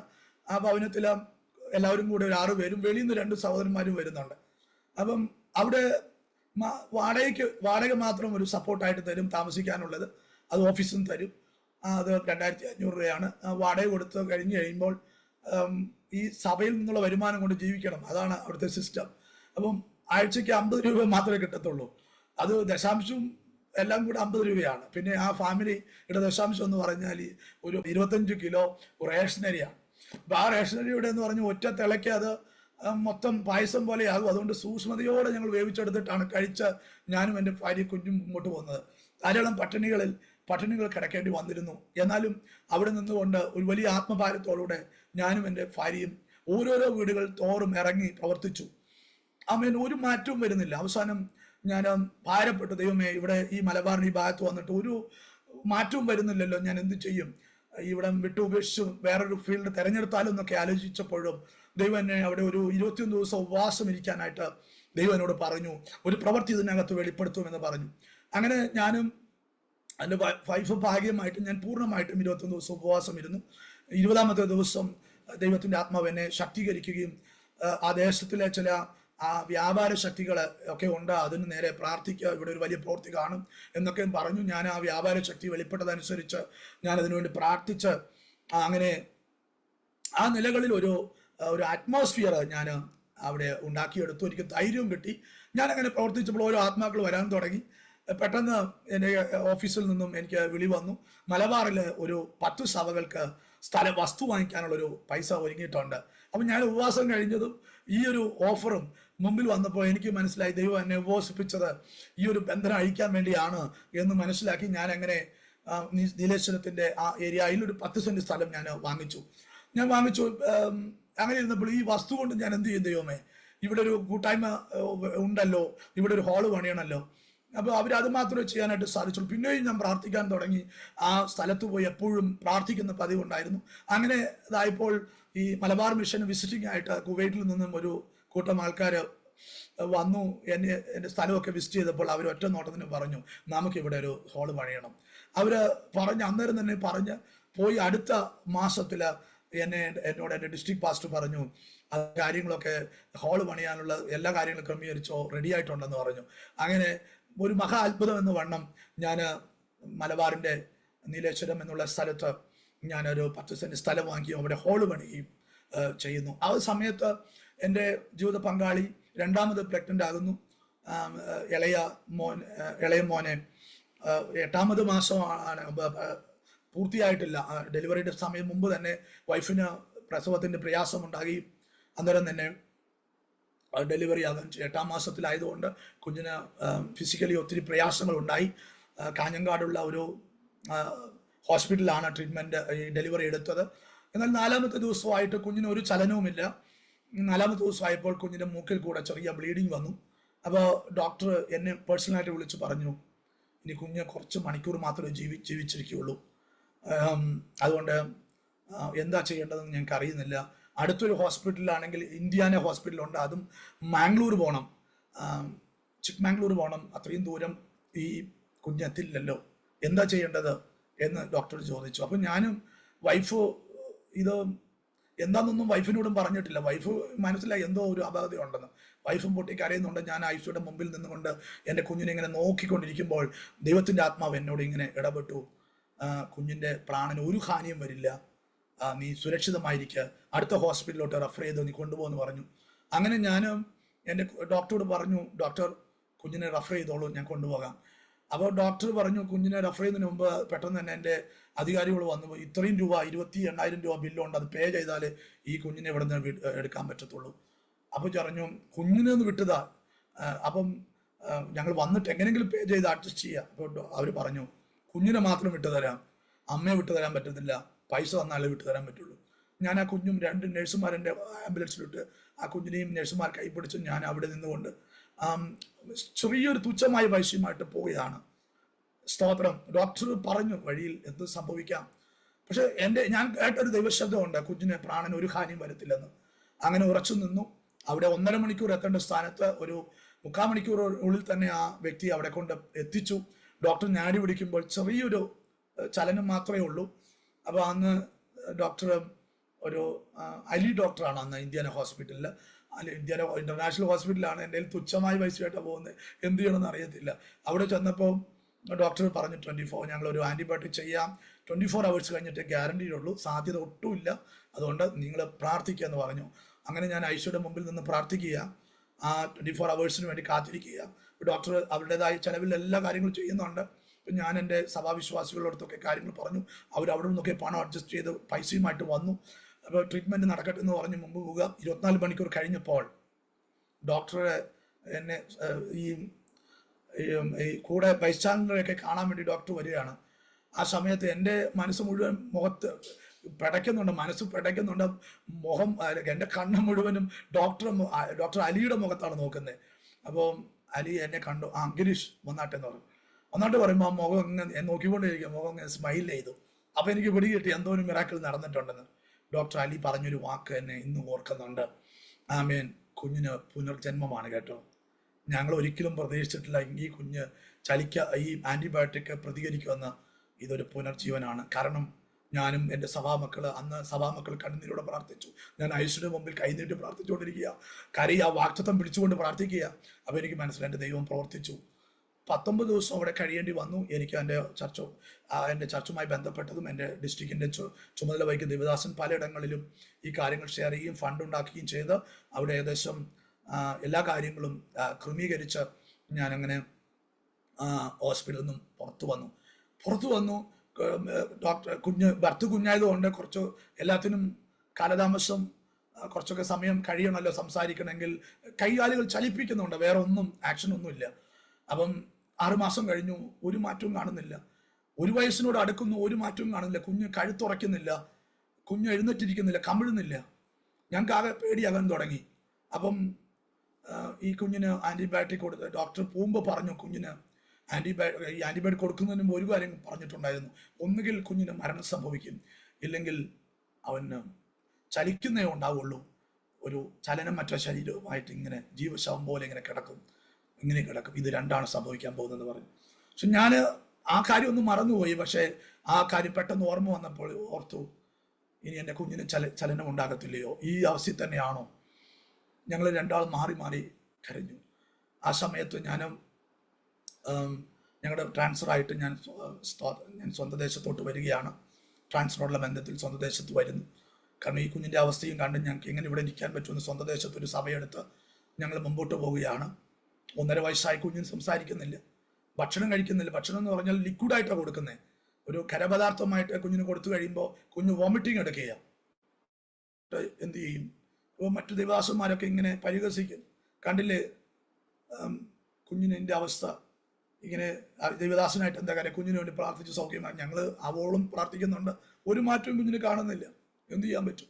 2.5 വയസ്സിലോട്ട് അടുക്കുമ്പോൾ കുഞ്ഞ് ലിക്വിഡ് അല്ലാതെ ഒന്നും കഴിക്കുന്നില്ല, ആക്ഷൻ ഇല്ല, കഴുത്തുറയ്ക്കുന്നില്ല. എന്ത് ചെയ്യും?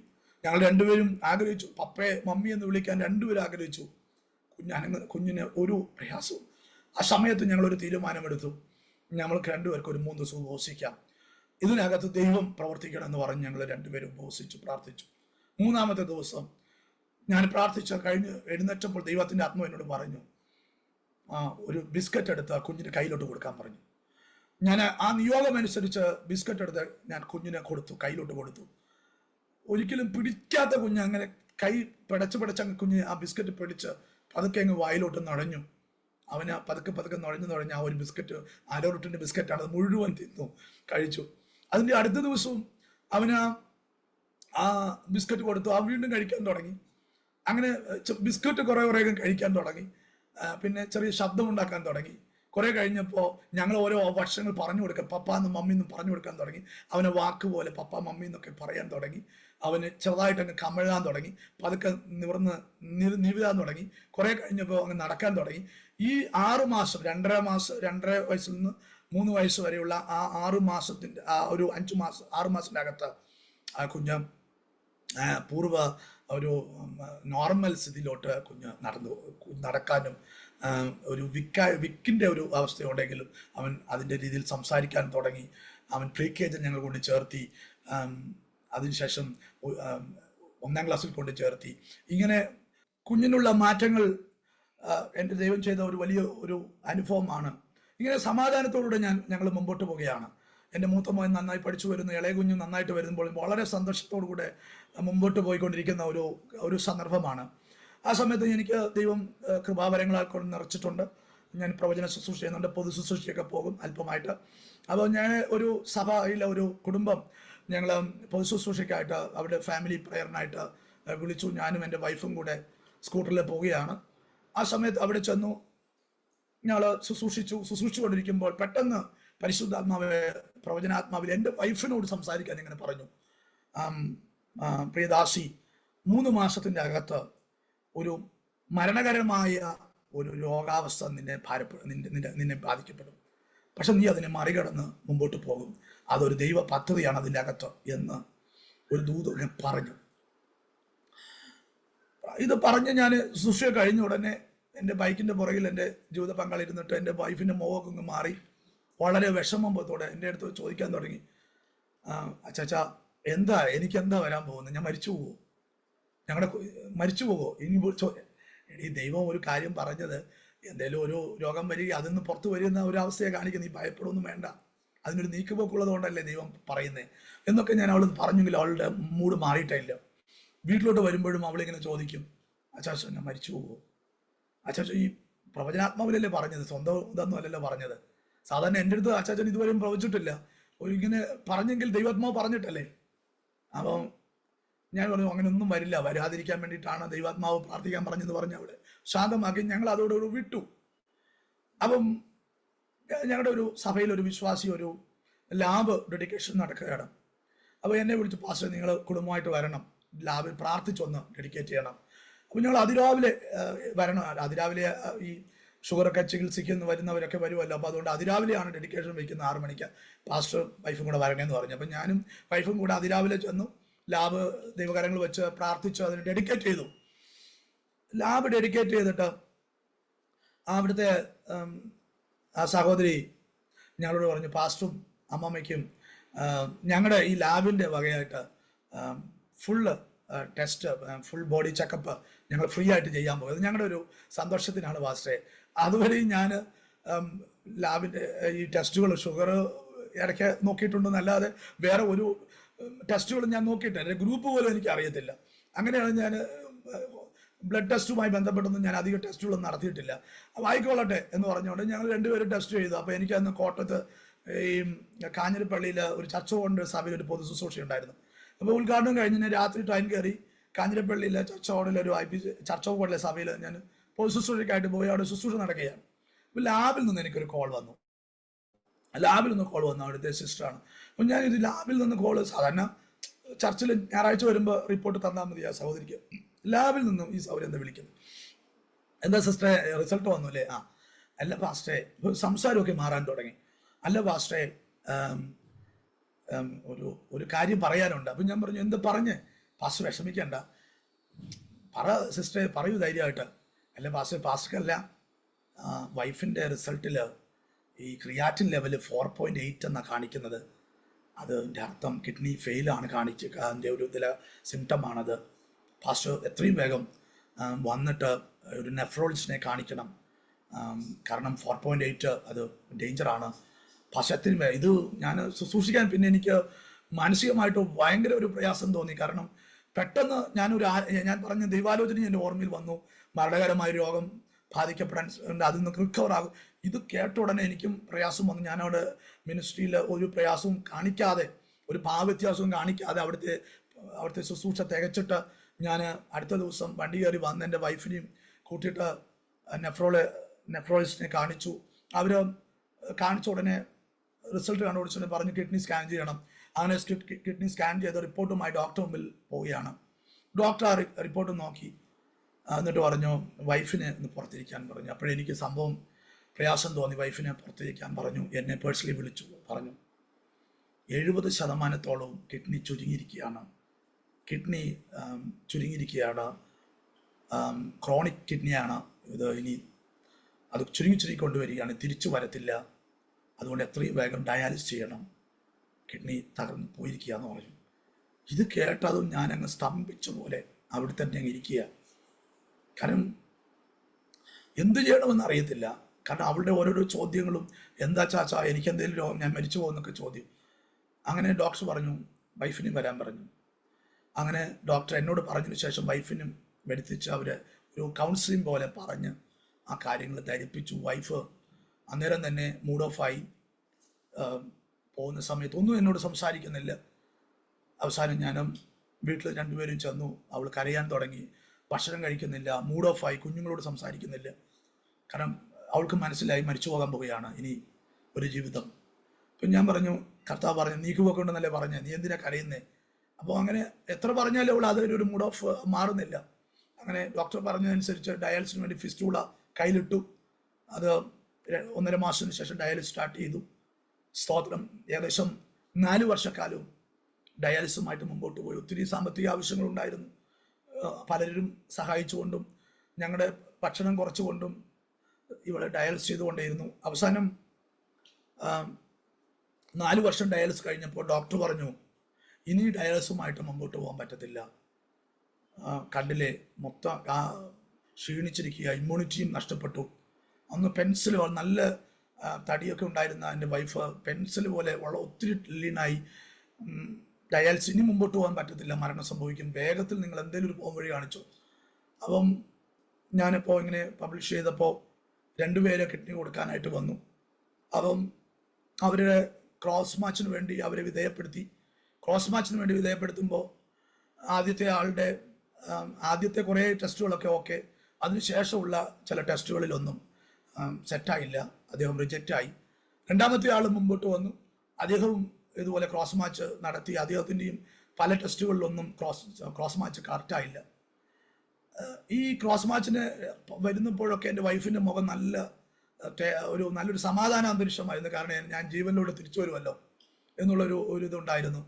പക്ഷെ 2 പേര് റിജക്റ്റ് ആയപ്പോൾ എൻ്റെ വൈഫ് പഴയ മൂഡ് ഓഫ് ഹൗസിലായി. അപ്പം ഞാനും കരയാൻ തുടങ്ങി. എന്ത് ചെയ്യും? 2 പേരും മാറി മാറി കരയുന്നു.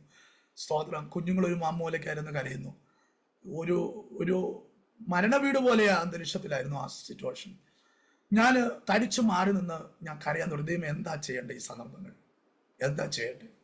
ഒരു വഴിയും കാണുന്നില്ലല്ലോ. ദൈവം എന്താ ചെയ്യേണ്ടത്? എൻ്റെ ഭാര്യ തിരിച്ചു കിട്ടണം, എനിക്ക് കുഞ്ഞുങ്ങൾക്ക് അമ്മ വേണം. ഞാനങ്ങ് പൊട്ടിക്കരഞ്ഞുകൊണ്ട് പ്രാർത്ഥിക്കുന്ന സമയത്താ നമ്മുടെ മകന്റെ വിവാഹം കുറച്ച് ടെൻഷനായിരുന്നു. അപ്പോഴാണ് ഞങ്ങൾ aromamary.com രജിസ്റ്റർ ചെയ്തത്. അവിടെ നിന്നാണ് നമ്മുടെ മകന് നല്ലൊരു പെൺകുട്ടിയെ കണ്ടെത്തിയത്. ഇന്ന് തന്നെ aromamary.com ഡൗൺലോഡ് ചെയ്യും. പ്രാർത്ഥനാ മുറിക്കകത്ത് ദൈവം ഇങ്ങനെ സംസാരിക്കുക. നീ അവളുടെ ഭർത്താവല്ലേ, നിനക്ക് 2 കിഡ്നിയില്ലേ, ഒരെണ്ണം അവൾക്ക് കൊടുക്കുക. അപ്പം ഞാൻ അതുവരെ ആ മൈൻഡേ പോയിട്ടുണ്ടായിരുന്നില്ല. പക്ഷെ ആ സമയത്ത് അശരീരി പോലെ ശബ്ദം കേട്ടപ്പോൾ ഞാൻ അന്നേരം തന്നെ ദൈവസന്നിധിയിൽ സമർപ്പിച്ചിട്ട് കർത്താവെ ഞാൻ നീ പറഞ്ഞത് അനുസരിക്കാമെന്ന് പറഞ്ഞ് ഞാനിങ്ങ് സമർപ്പിച്ചു. ഞാൻ ബ്ലഡ് ടെസ്റ്റ് അന്നേരം നടത്തി. O പോസിറ്റീവ് കൊടുക്കാമെന്ന് പറഞ്ഞു. ടെസ്റ്റുകളൊക്കെ നടത്തുമ്പോൾ ഡോക്ടർ ഓരോ ടെസ്റ്റ് റിപ്പോർട്ട് നോക്കി പറയുകയാണ് ഇതെല്ലാം പ്യുവർ, എല്ലാം ഓക്കെയാണ്. ലാസ്റ്റ് പറഞ്ഞു ഗിരീഷ് നിങ്ങളുടെ കിഡ്നി ഡബിൾ ഓക്കെയാണെന്ന് പറഞ്ഞു. എനിക്ക് വളരെ സന്തോഷം. എൻ്റെ വൈഫ് ജീവനിലോട്ട് തിരിച്ചു വരും. അവളും ഭയങ്കര സന്തോഷമായി. അങ്ങനെ 2022 മാർച്ച് മാസം 16-ാം തീയതി സ്തോത്രം ഓപ്പറേഷൻ ഡേറ്റ് തീരുമാനിച്ചു. എല്ലാ സ്കാനിങ് നടത്തി.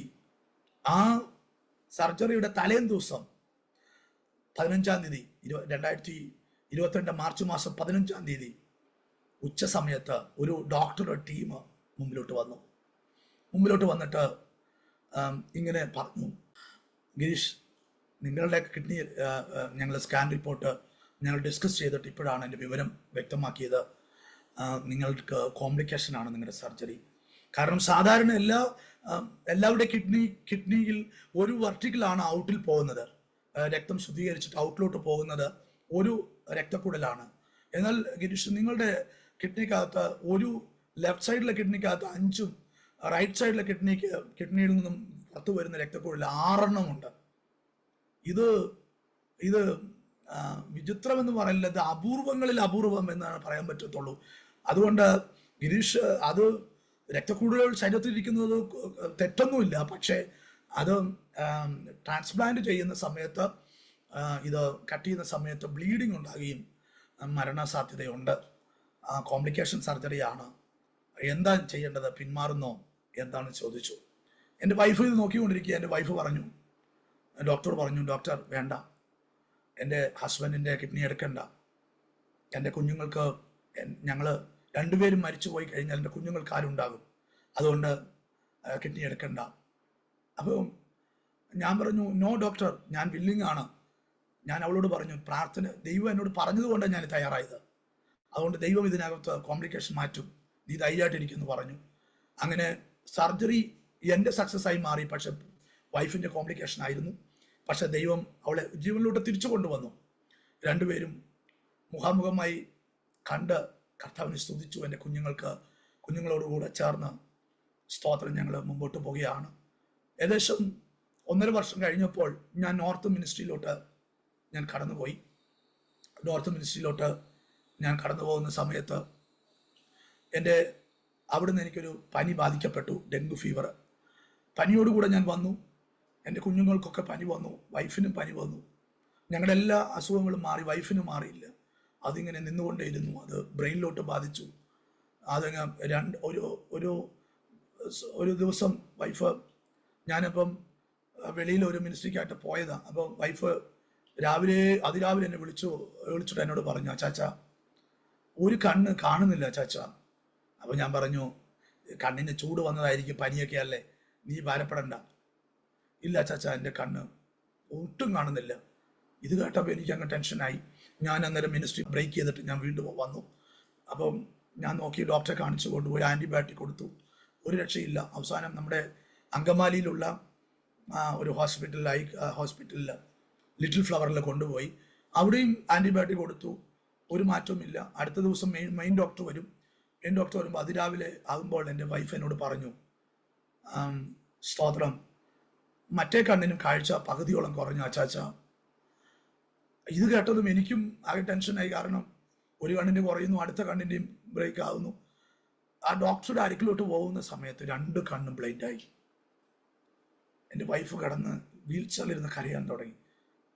അച്ചാച്ച, എന്തിനാണ് എനിക്കിനൊരു ജീവിതം? അച്ചാച്ചന് ഒരു ഗ്ലാസ് ചായ പോലും ഇട്ട് തരാൻ എന്നെ കൊണ്ട് കഴിയില്ലല്ലോ, 2 കണ്ണും ബ്ലൈൻഡായി എന്ന് പറഞ്ഞ് അവൾ കരഞ്ഞാലും ഞങ്ങൾ രണ്ടുപേരും മാറിക്കരഞ്ഞു. അവസാനം ഡോക്ടർ പറഞ്ഞു, ഇവിടെ ഒരു രക്ഷയില്ല, എന്താണെന്ന് ഞങ്ങൾക്കും പിടിയില്ല. അവസാനം അരവിന്ദ് ഹോസ്പിറ്റൽ കണ്ണ് കാണിക്കാനായിട്ട് അരവിന്ദ് ഹോസ്പിറ്റൽ കോയമ്പത്തൂരിൽ കടന്നുപോയി. അപ്പോൾ ഡോക്ടർ വന്ന ഒറ്റ നോട്ടത്തിൽ മനസ്സിലായി, ഇത് കണ്ണിൻ്റെ അല്ല, ഇത് ഞരമ്പിൻ്റെ പ്രശ്നമാണ്, ന്യൂറോ കാണണം. അപ്പോൾ ന്യൂറോ കാണാൻ കോവയിൽ മെഡിക്കലിൽ ചെന്നപ്പോൾ ന്യൂറോ സർജൻ വന്ന് നോക്കിയപ്പോൾ, MRI എടുത്ത് നോക്കിയപ്പോൾ ബ്രെയിന് മൊത്തം ബാധിക്കപ്പെട്ടിരിക്കുക, തിരിച്ചെടുക്കാൻ കഴിയാത്ത രീതികളിൽ. ഇതങ്ങ് ഓക്സിജൻ കിട്ടാത്തതുകൊണ്ട് ഓരോ പാർട്സുകൾ ബ്രേക്കായി, ചലനം നഷ്ടപ്പെടുകയാണ്. കണ്ണ് ബ്രേക്കായി. അടുത്ത ദിവസം നോക്കുമ്പോൾ ഒരു ഭാഗം ഞാനും വൈഫിനെ ഒന്ന് എഴുന്നേൽപ്പിച്ചിട്ട് ചായ കൊടുക്കാമെന്ന് പറഞ്ഞിട്ട്, ഭക്ഷണം കൊടുക്കാമെന്ന് പറഞ്ഞിട്ട് ഞാൻ കാപ്പി കൊടുക്കാൻ വേണ്ടി നിൽക്കുമ്പോൾ വൈഫിന് കാപ്പിയൊക്കെ കൊടുത്തിട്ട് ഡ്രസ്സ് ചെയ്യിപ്പിക്കാം എന്ന് പറഞ്ഞിരിക്കുമ്പോഴാണ് വൈഫിന് ഞാൻ ഡ്രസ്സ് ചെയ്യിപ്പിക്കുന്ന സമയത്ത് വൈഫ് പറഞ്ഞു, അച്ചാച്ച ഞാൻ 2 കാലിൽ ചുരിദാർ ഇട്ട് കൊടുത്തു. അപ്പോൾ ഒരു കാലിലെ ചുരിദാർ, അച്ചാച്ച ആ കാലിലെ ചുരിദാർ കൂടെ ഇടുക അച്ചാച്ച എന്ന് പറഞ്ഞു. അപ്പം ഞാൻ എടി, നീ 2 കാലിലെ ചുരിദാർ ഞാൻ ഇട്ട് തന്നിട്ടുണ്ട്, നീ എന്താ അങ്ങനെ പറയുന്നത്? ഇല്ല അച്ചാച്ച, എന്തിനാ നുണ പറയുന്നത്? അപ്പോഴാണ് എനിക്ക് ബോധ്യമായിട്ട് ഒരു കാല് മുഴുവനും പാരലിസ് ആയിരിക്കുന്നത് ഞാൻ അന്നേരം അറിഞ്ഞത്. ഡോക്ടറെ കാണിച്ചപ്പോൾ ഡോക്ടർ പറഞ്ഞു, ഇല്ല, ഓരോ പാർട്സുകൾ പോയിക്കൊണ്ടിരിക്കുകയാണ്, ഇനി പാലിയേറ്റീവ് കെയർ മാത്രമേ ഉള്ളൂ. അങ്ങനെ അവിടുത്തെ ഓരോ ദിവസത്തെ ട്രീറ്റ്മെൻറ്റിന് 80,000 85,000 രൂപ എന്നുള്ള രീതിയിലാണ്. ഞങ്ങളുടെ കയ്യിലാണെങ്കിൽ പൈസയുമില്ല, പലരുടെ കടം വാങ്ങിച്ചും ഒക്കെയാണ് അവിടുത്തെ ട്രീറ്റ്മെൻറ്റ് നടന്നത്. അവസാനം പാലിയേറ്റീവ് കെയറിങ് ഉള്ളൂ എന്ന് കണ്ടപ്പോൾ ഞാൻ വൈഫിനെയായിട്ട് നാട്ടിലോട്ട് വന്നു. അവൾ ബ്രെയിന് മൊത്തം ഓർമ്മശക്തി നഷ്ടപ്പെട്ടു. അവൾ ചിരിക്കാൻ തുടങ്ങി. അവൾ സംസാരിക്കുന്നെങ്കിലും അവൾ നോർമലല്ല സംസാരിക്കുന്നത്. സ്തോത്രം. അവസാനം 2 ദിവസം കഴിഞ്ഞപ്പോൾ എൻ്റെ കുഞ്ഞുങ്ങൾ ഹോസ്പിറ്റലിൽ തന്നെ പാലിയേറ്റീവ് കെയറിൽ ഇരിക്കുക.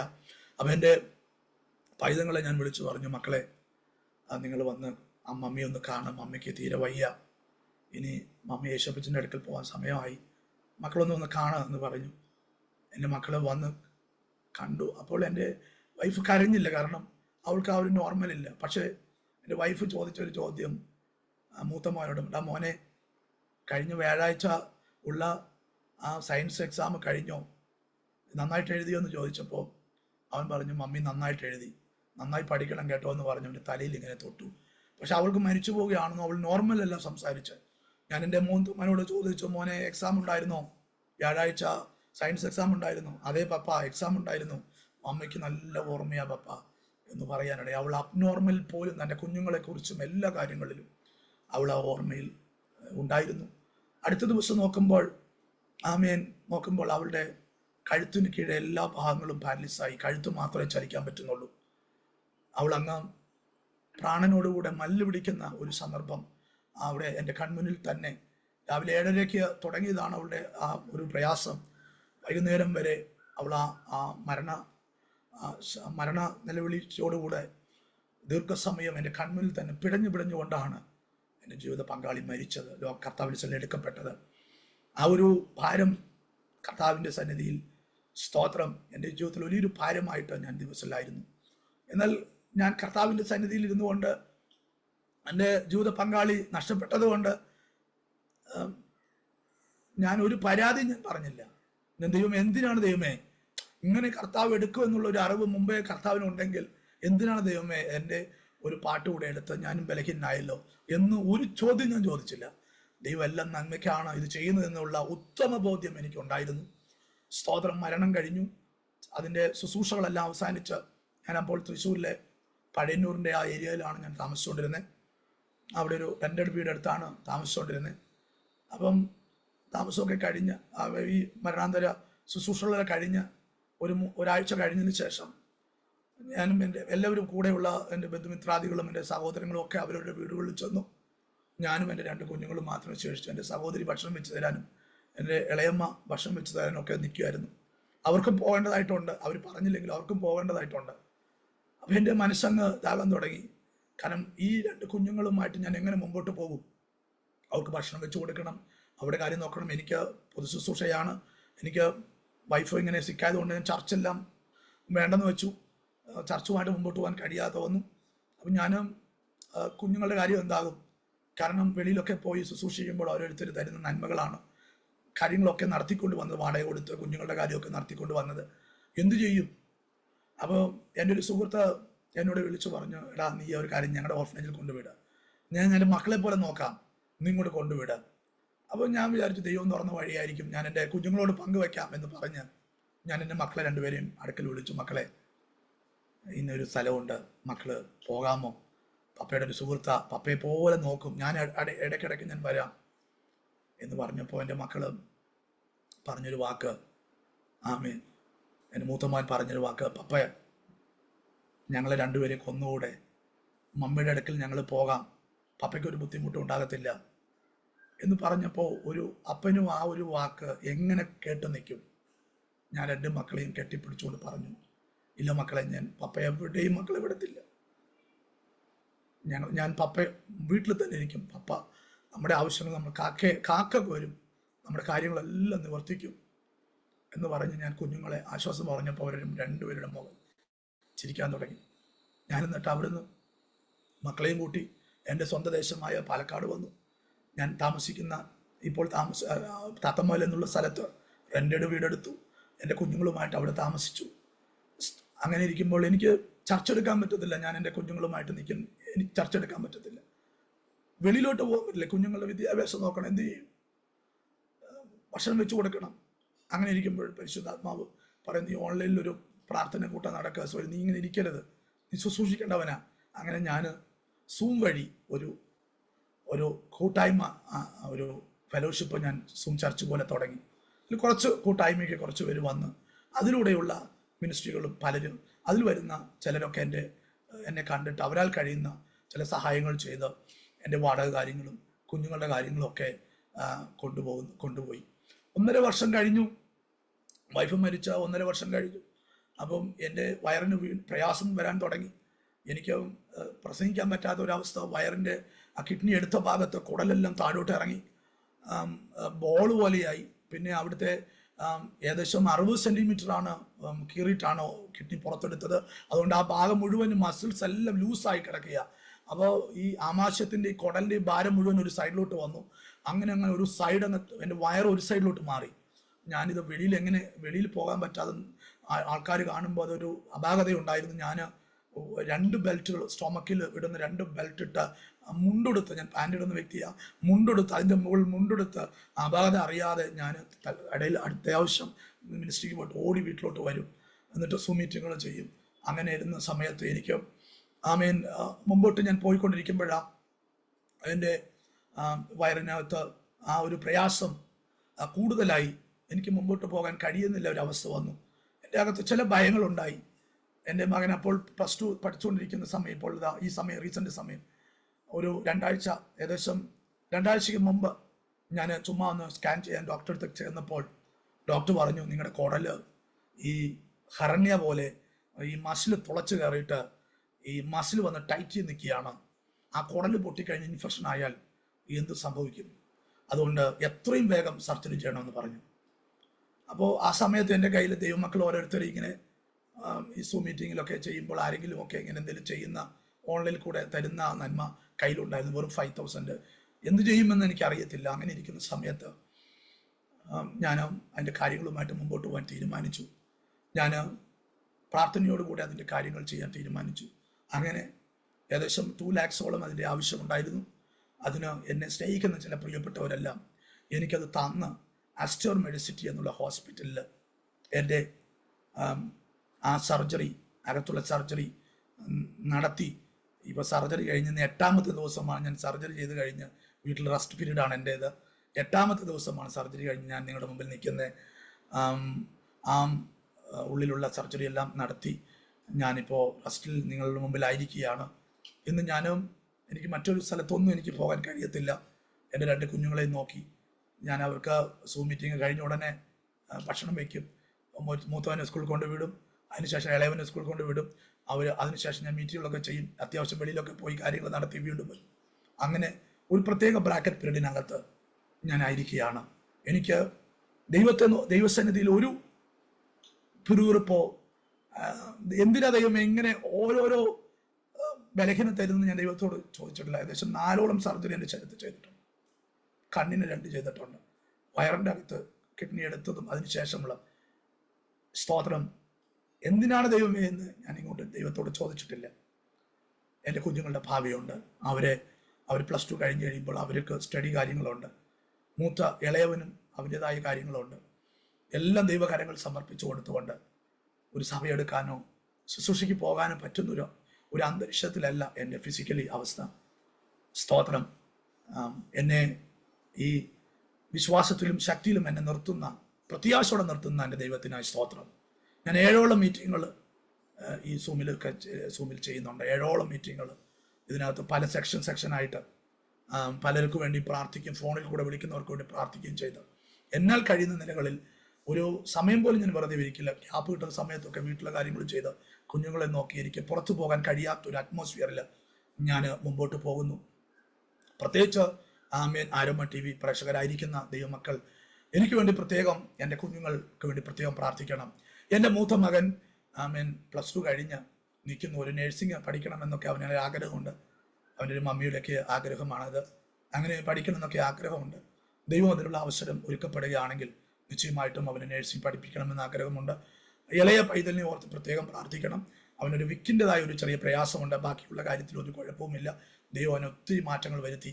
എന്നെ ഓർത്ത് പ്രാർത്ഥിക്കാൻ, എൻ്റെ ആരോഗ്യത്തെ ഓർത്ത്, തുടർന്നുള്ളതായ മിനിസ്ട്രി ഓർത്ത് ദൈവം അനുവദിക്കുന്ന നിലകൾ മുമ്പോട്ട് പോകാൻ. എനിക്ക് 44 ഏജ് ആണ് എനിക്കുള്ളത്. 44 വയസ്സ് എനിക്കുണ്ട്.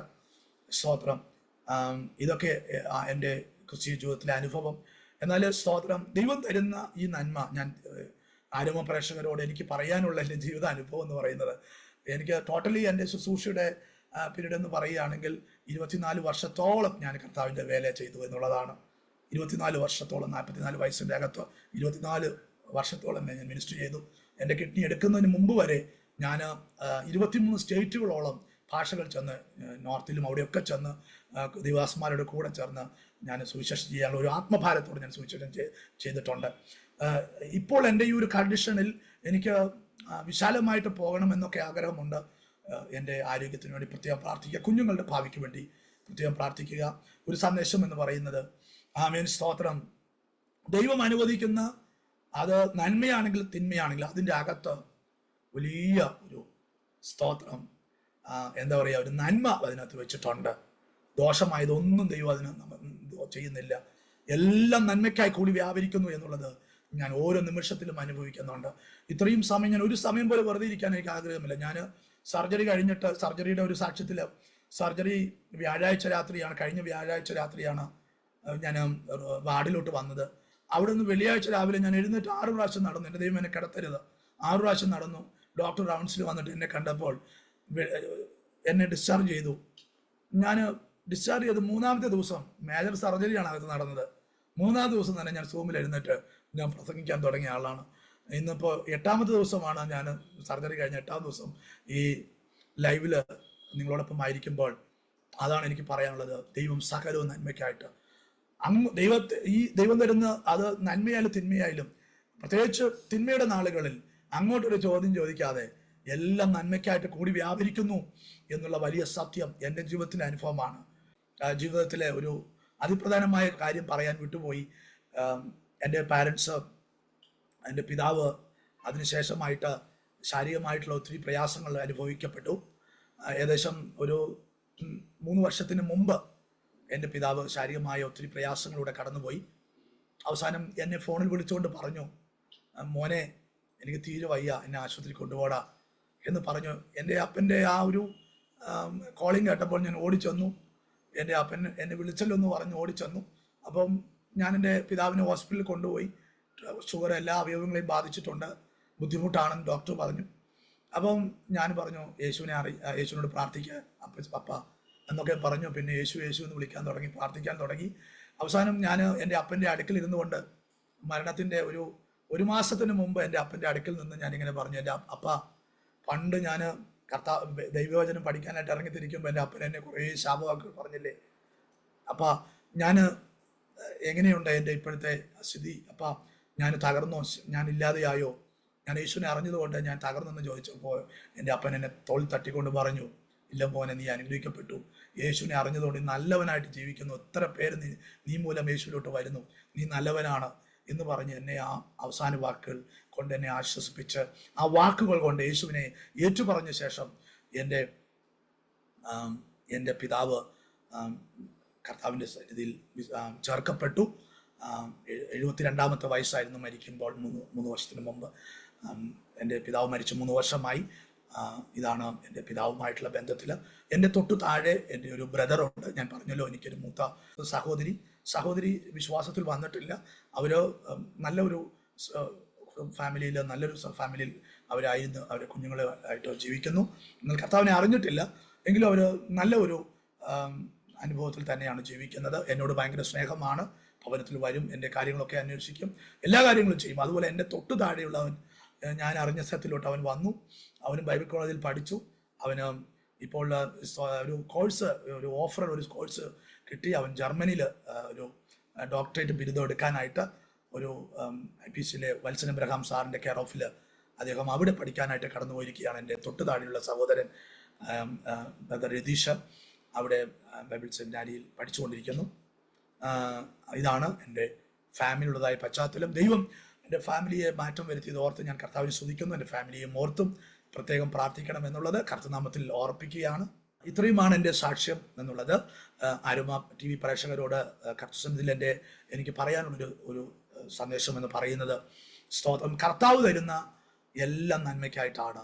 നമ്മുടെ വിശ്വാസത്തിൽ നേരിടുന്ന സകല ശോധനയും അത് നമ്മുടെ തിന്മയ്ക്കല്ല നന്മയ്ക്കാണ് എന്നുള്ളതാണ്. മാത്രമല്ല ദൈവത്തിന്റെ വലിയ പദ്ധതി ഇതിൻ്റെ അകത്ത് കൂടെ വെളിപ്പെടും. കാരണം എൻ്റെ ജീവിതാനുഭവമാണ്. ഒത്തിരി പ്രതിസന്ധികളിലൂടെയൊക്കെ കടന്നു പോകുമ്പോഴും ദൈവം അവിടെ ഒന്നും ദൈവം എന്നെ ഒറ്റപ്പെടുത്തി ഇല്ലാതെയാക്കിയില്ല, ശൂന്യതയാക്കിയില്ല. അവിടെയും ദൈവത്തിന്റെ അത്ഭുതകരമായ നടത്തിപ്പ് അതെനിക്ക് പറഞ്ഞറിയിക്കാൻ കഴിയാത്തതാണ്.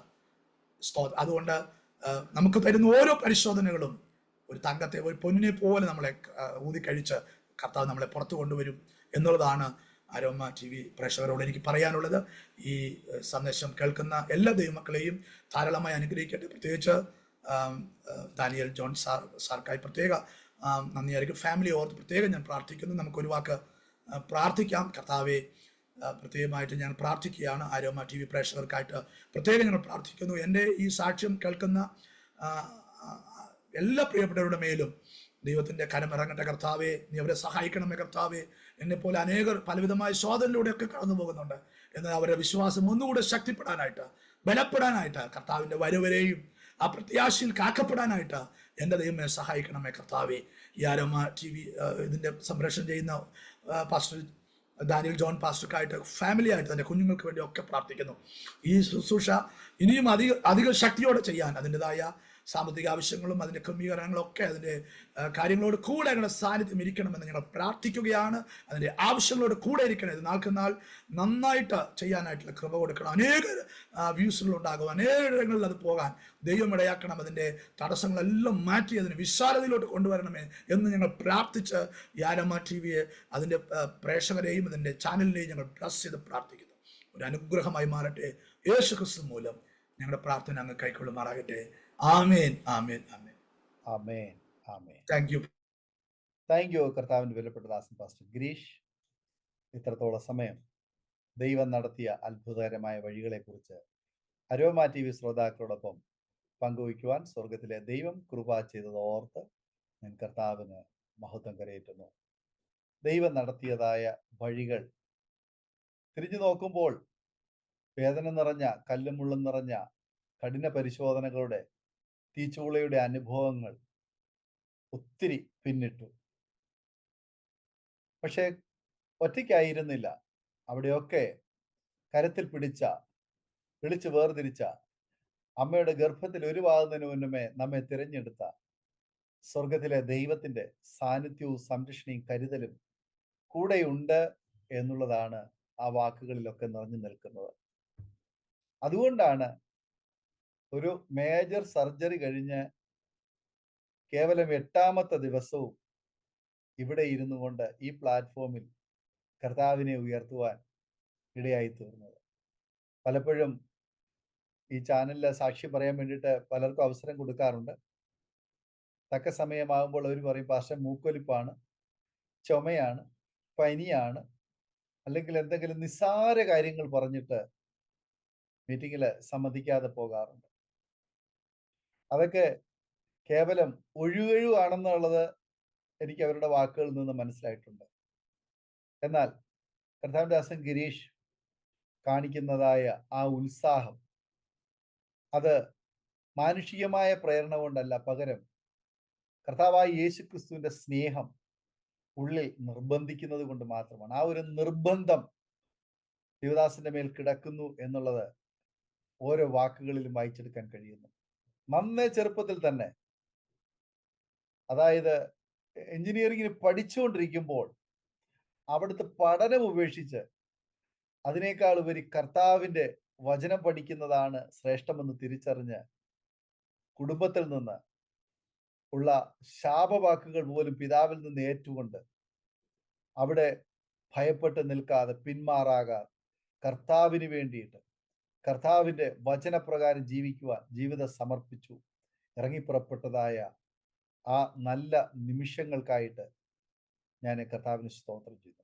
എന്നാൽ അത് വളരെ പരീക്ഷണങ്ങളും പരിശോധനകളും നിറഞ്ഞതാണ്. നമുക്കറിയാം, എബ്രായ ബാലന്മാര് അവര് പിടിക്കപ്പെട്ട സന്ദർഭത്തിൽ അവർക്ക് നേരിട്ടതായ പരീക്ഷണങ്ങളും പരിശോധനകളും, അവർ തീച്ചൂളയുടെ അനുഭവങ്ങളിലൂടെ കടന്നുപോയി, സിംഹക്കുഴിയുടെ അനുഭവം അവർക്കുണ്ടായി. പക്ഷെ അതിൻ്റെയൊക്കെ നടുവിൽ അവരൊറ്റയ്ക്കായിരുന്നില്ല. സ്വർഗത്തിലെ ദൈവത്തിന്റെ ആണിപ്പിടുള്ള കരവും ദൈവദൂതന്മാരുടെ സംരക്ഷണയിലും അവരായിരുന്നു. പിന്നത്തേതിൽ അവരാരെ വിശ്വസിച്ചുവോ, അവരാരെ പിൻപറ്റിയോ, ആ ദൈവം അവരെ കൈവിട്ടില്ല. ദൈവം അവരോട് കൂടെ ഇരുന്നു. പ്രിയ കർത്താവിന്റെ ദാസൻ ഗിരീഷ്, അബ്രഹാമിനെ ദൈവം വിളിച്ചിറക്കിയതുപോലെ കർത്താവ് വിളിച്ച് ഇറക്കി. ഇന്ന് കൂടെ ഇറങ്ങിയപ്പോൾ ഒരു പക്ഷെങ്കിൽ കൂടെ പലരും സപ്പോർട്ടിനൊക്കെ ഉണ്ടായിരുന്നു കാണുമായിരിക്കാം, അല്ലെങ്കിൽ ഇല്ലായിരുന്നിരിക്കാം. എന്നാൽ ഇന്നും കൂടെയുള്ളവരെക്കാൾ ഉപരിയായി വിളിച്ച ദൈവം വിശ്വസ്തനായി കൂടെ ഇരിക്കുന്നു എന്നുള്ളതാണ് ആമേൻ അതിന്റെ യാഥാർത്ഥ്യം. ജീവിത യാത്രയിൽ കൂടെ കൂടിയ ജീവിത പങ്കാളി പെട്ടെന്ന് അപ്രതീക്ഷിതമായ സാഹചര്യത്തില് താൻ ഈ ലോകം വിട്ട് ആമേനെ നിത്യതയ്ക്കായി കടന്നുപോയി. ഇപ്പോൾ കർത്താവ് തന്നിരിക്കുന്ന അനുഗ്രഹിക്കപ്പെട്ടതായ 2 കുഞ്ഞുങ്ങൾ, കർത്താവ് തന്നിരിക്കുന്ന ആയുസ്സും ആരോഗ്യവും അവസരവും മാത്രമാണ് ഇപ്പോൾ ശേഷിക്കുന്നത്.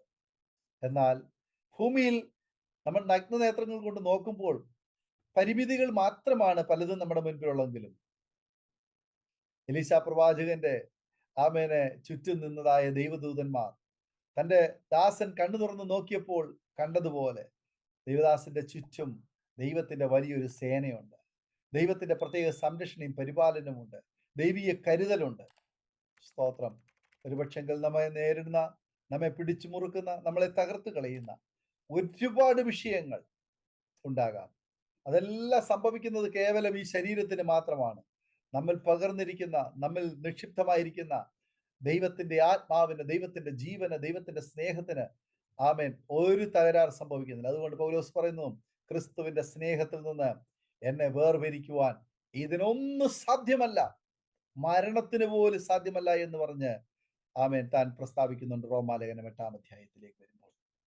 എന്നാൽ കർത്താവിന്റെ ദാസൻ ഗിരീഷിന് ദൈവം തന്നിരിക്കുന്ന ആത്മീയ കാഴ്ചപ്പാടുകൾക്കായി, ദൈവം തന്നിരിക്കുന്ന വലിയ ആമേന ദീർഘവീക്ഷണത്തിനായി, കർത്താവ് ഭരമേൽപ്പിച്ചിരിക്കുന്ന തേജസ്സേറിയ ശുശ്രൂഷയ്ക്കായി കർത്താവിന് സ്തോത്രം ചെയ്യുന്നു. ദൈവം അനുഗ്രഹിക്കട്ടെ.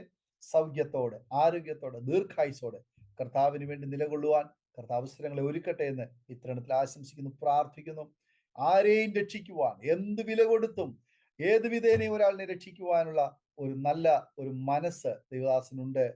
അതുകൊണ്ടാണല്ലോ സ്വന്തം ഭാര്യയ്ക്ക് ആമേ 2 കിഡ്നി ഉണ്ടായിരുന്നതിൽ 1 പകുത്തു കൊടുത്ത് ആ സഹോദരിയെ രക്ഷപ്പെടുത്തുവാൻ വേണ്ടിയിട്ട് ശ്രമിച്ചത്. ഇതുപോലെ കിട്ടുന്ന അവസരങ്ങളൊക്കെ ഒരാളെങ്കിലും രക്ഷയുടെ അനുഭവത്തിലേക്ക് കൊണ്ടുവരിക, നിത്യജീവനായി നേടുവാൻ ദൈവദാസന്റെ ശ്രമങ്ങളെ ദൈവം സാധ്യമാക്കട്ടെ എന്ന് ആഗ്രഹിക്കുകയും ആശംസിക്കുകയും പ്രാർത്ഥിക്കുന്നു. വിലപ്പെട്ട സമയം വേർതിരിച്ച് കടന്നു വന്ന രോമാ TV പ്രേക്ഷകരോടൊപ്പം അനുഗ്രഹിക്കപ്പെട്ട ജീവിതാനുഭവവും സാക്ഷ്യവും പങ്കുവച്ചതിന് പ്രത്യേക നന്ദി, സ്നേഹം അറിയിക്കുന്നു. സൗഖ്യത്തോടെ, ആരോഗ്യത്തോടെ, ദീർഘായുസോടെ കർത്താവിന് വേണ്ടി മുന്നോട്ട് യാത്ര ചെയ്യുവാൻ ദൈവദാസനെ ദൈവം ബലപ്പെടുത്തട്ടെ. കുഞ്ഞുങ്ങളെ ദൈവം അനുഗ്രഹിക്കട്ടെ. ശക്തമായി മുന്നേറുവാൻ ദൈവം എല്ലാവിധമായ അനുകൂലമായ സാഹചര്യങ്ങൾ ഒരുക്കട്ടെ എന്ന് ആശംസിക്കുന്നു, പ്രാർത്ഥിക്കുന്നു. പ്രേക്ഷകരെ, ഈ സാക്ഷ്യം നിങ്ങൾക്ക് വേറിട്ടൊരു അനുഭവമായി തീർന്നു എന്ന് ഞങ്ങൾ പൂർണ്ണമായി വിശ്വസിക്കുകയാണ്. തീർച്ചയായിട്ടും സമാന ജീവിതാനുഭവങ്ങളിലൂടെ കടന്നു പോകുന്ന പ്രിയപ്പെട്ടവർക്ക് പ്രചോദനവും പ്രത്യാശയും ഉത്സാഹവും പകരുന്ന ഈ വാക്കുകൾ നിങ്ങൾ അവർക്ക് കൂടി ഷെയർ ചെയ്ത് കൊടുക്കണം. അവർക്കൊരു അനുഗ്രഹമായി തീരും, അവർക്കൊരു വിടുതലിന് കാരണമായി തീരും. നിസ്സാര കാര്യങ്ങൾക്ക് വിശ്വാസത്തിൽ ക്ഷീണിച്ചു പോകുന്ന പല പ്രിയപ്പെട്ടവരുമുണ്ട്. അവർക്ക് ഒരു പ്രചോദനമായി തീരട്ടെ. നിങ്ങൾ അവർക്ക് ഈ വീഡിയോ ഷെയർ ചെയ്ത് കൊടുക്കൂ. അവരും കേട്ട് അനുഗ്രഹിക്കപ്പെടട്ടെ. ദൈവനാമം അതിലൂടെ മഹിമപ്പെടുവാൻ മുഖാന്തരമായി തീരുമല്ലോ. മാത്രമല്ല, നിങ്ങളുടെ വിലയേറിയ അഭിപ്രായങ്ങളും നിർദ്ദേശങ്ങളും കമന്റ് ബോക്സിൽ രേഖപ്പെടുത്താൻ മറക്കരുത്. ഈ ദേവദാസിനെ, കുഞ്ഞുങ്ങളെ, അവരുടെ പ്രവർത്തനത്തെ നിങ്ങൾ ഓർത്ത് പ്രാർത്ഥിപ്പാൻ കടപ്പെട്ടവരാണ്. സാക്ഷ്യം പറഞ്ഞ പ്രിയപ്പെട്ടവരോടൊപ്പം എല്ലാ തിങ്കളാഴ്ചയും രാത്രി 8:30 മണി മുതൽ ഓൺലൈനിലൂടെ നടക്കുന്ന പ്രാർത്ഥനാ കൂട്ടായ്മയിൽ നിങ്ങൾക്ക് സംബന്ധിക്കാവുന്നതാണ്.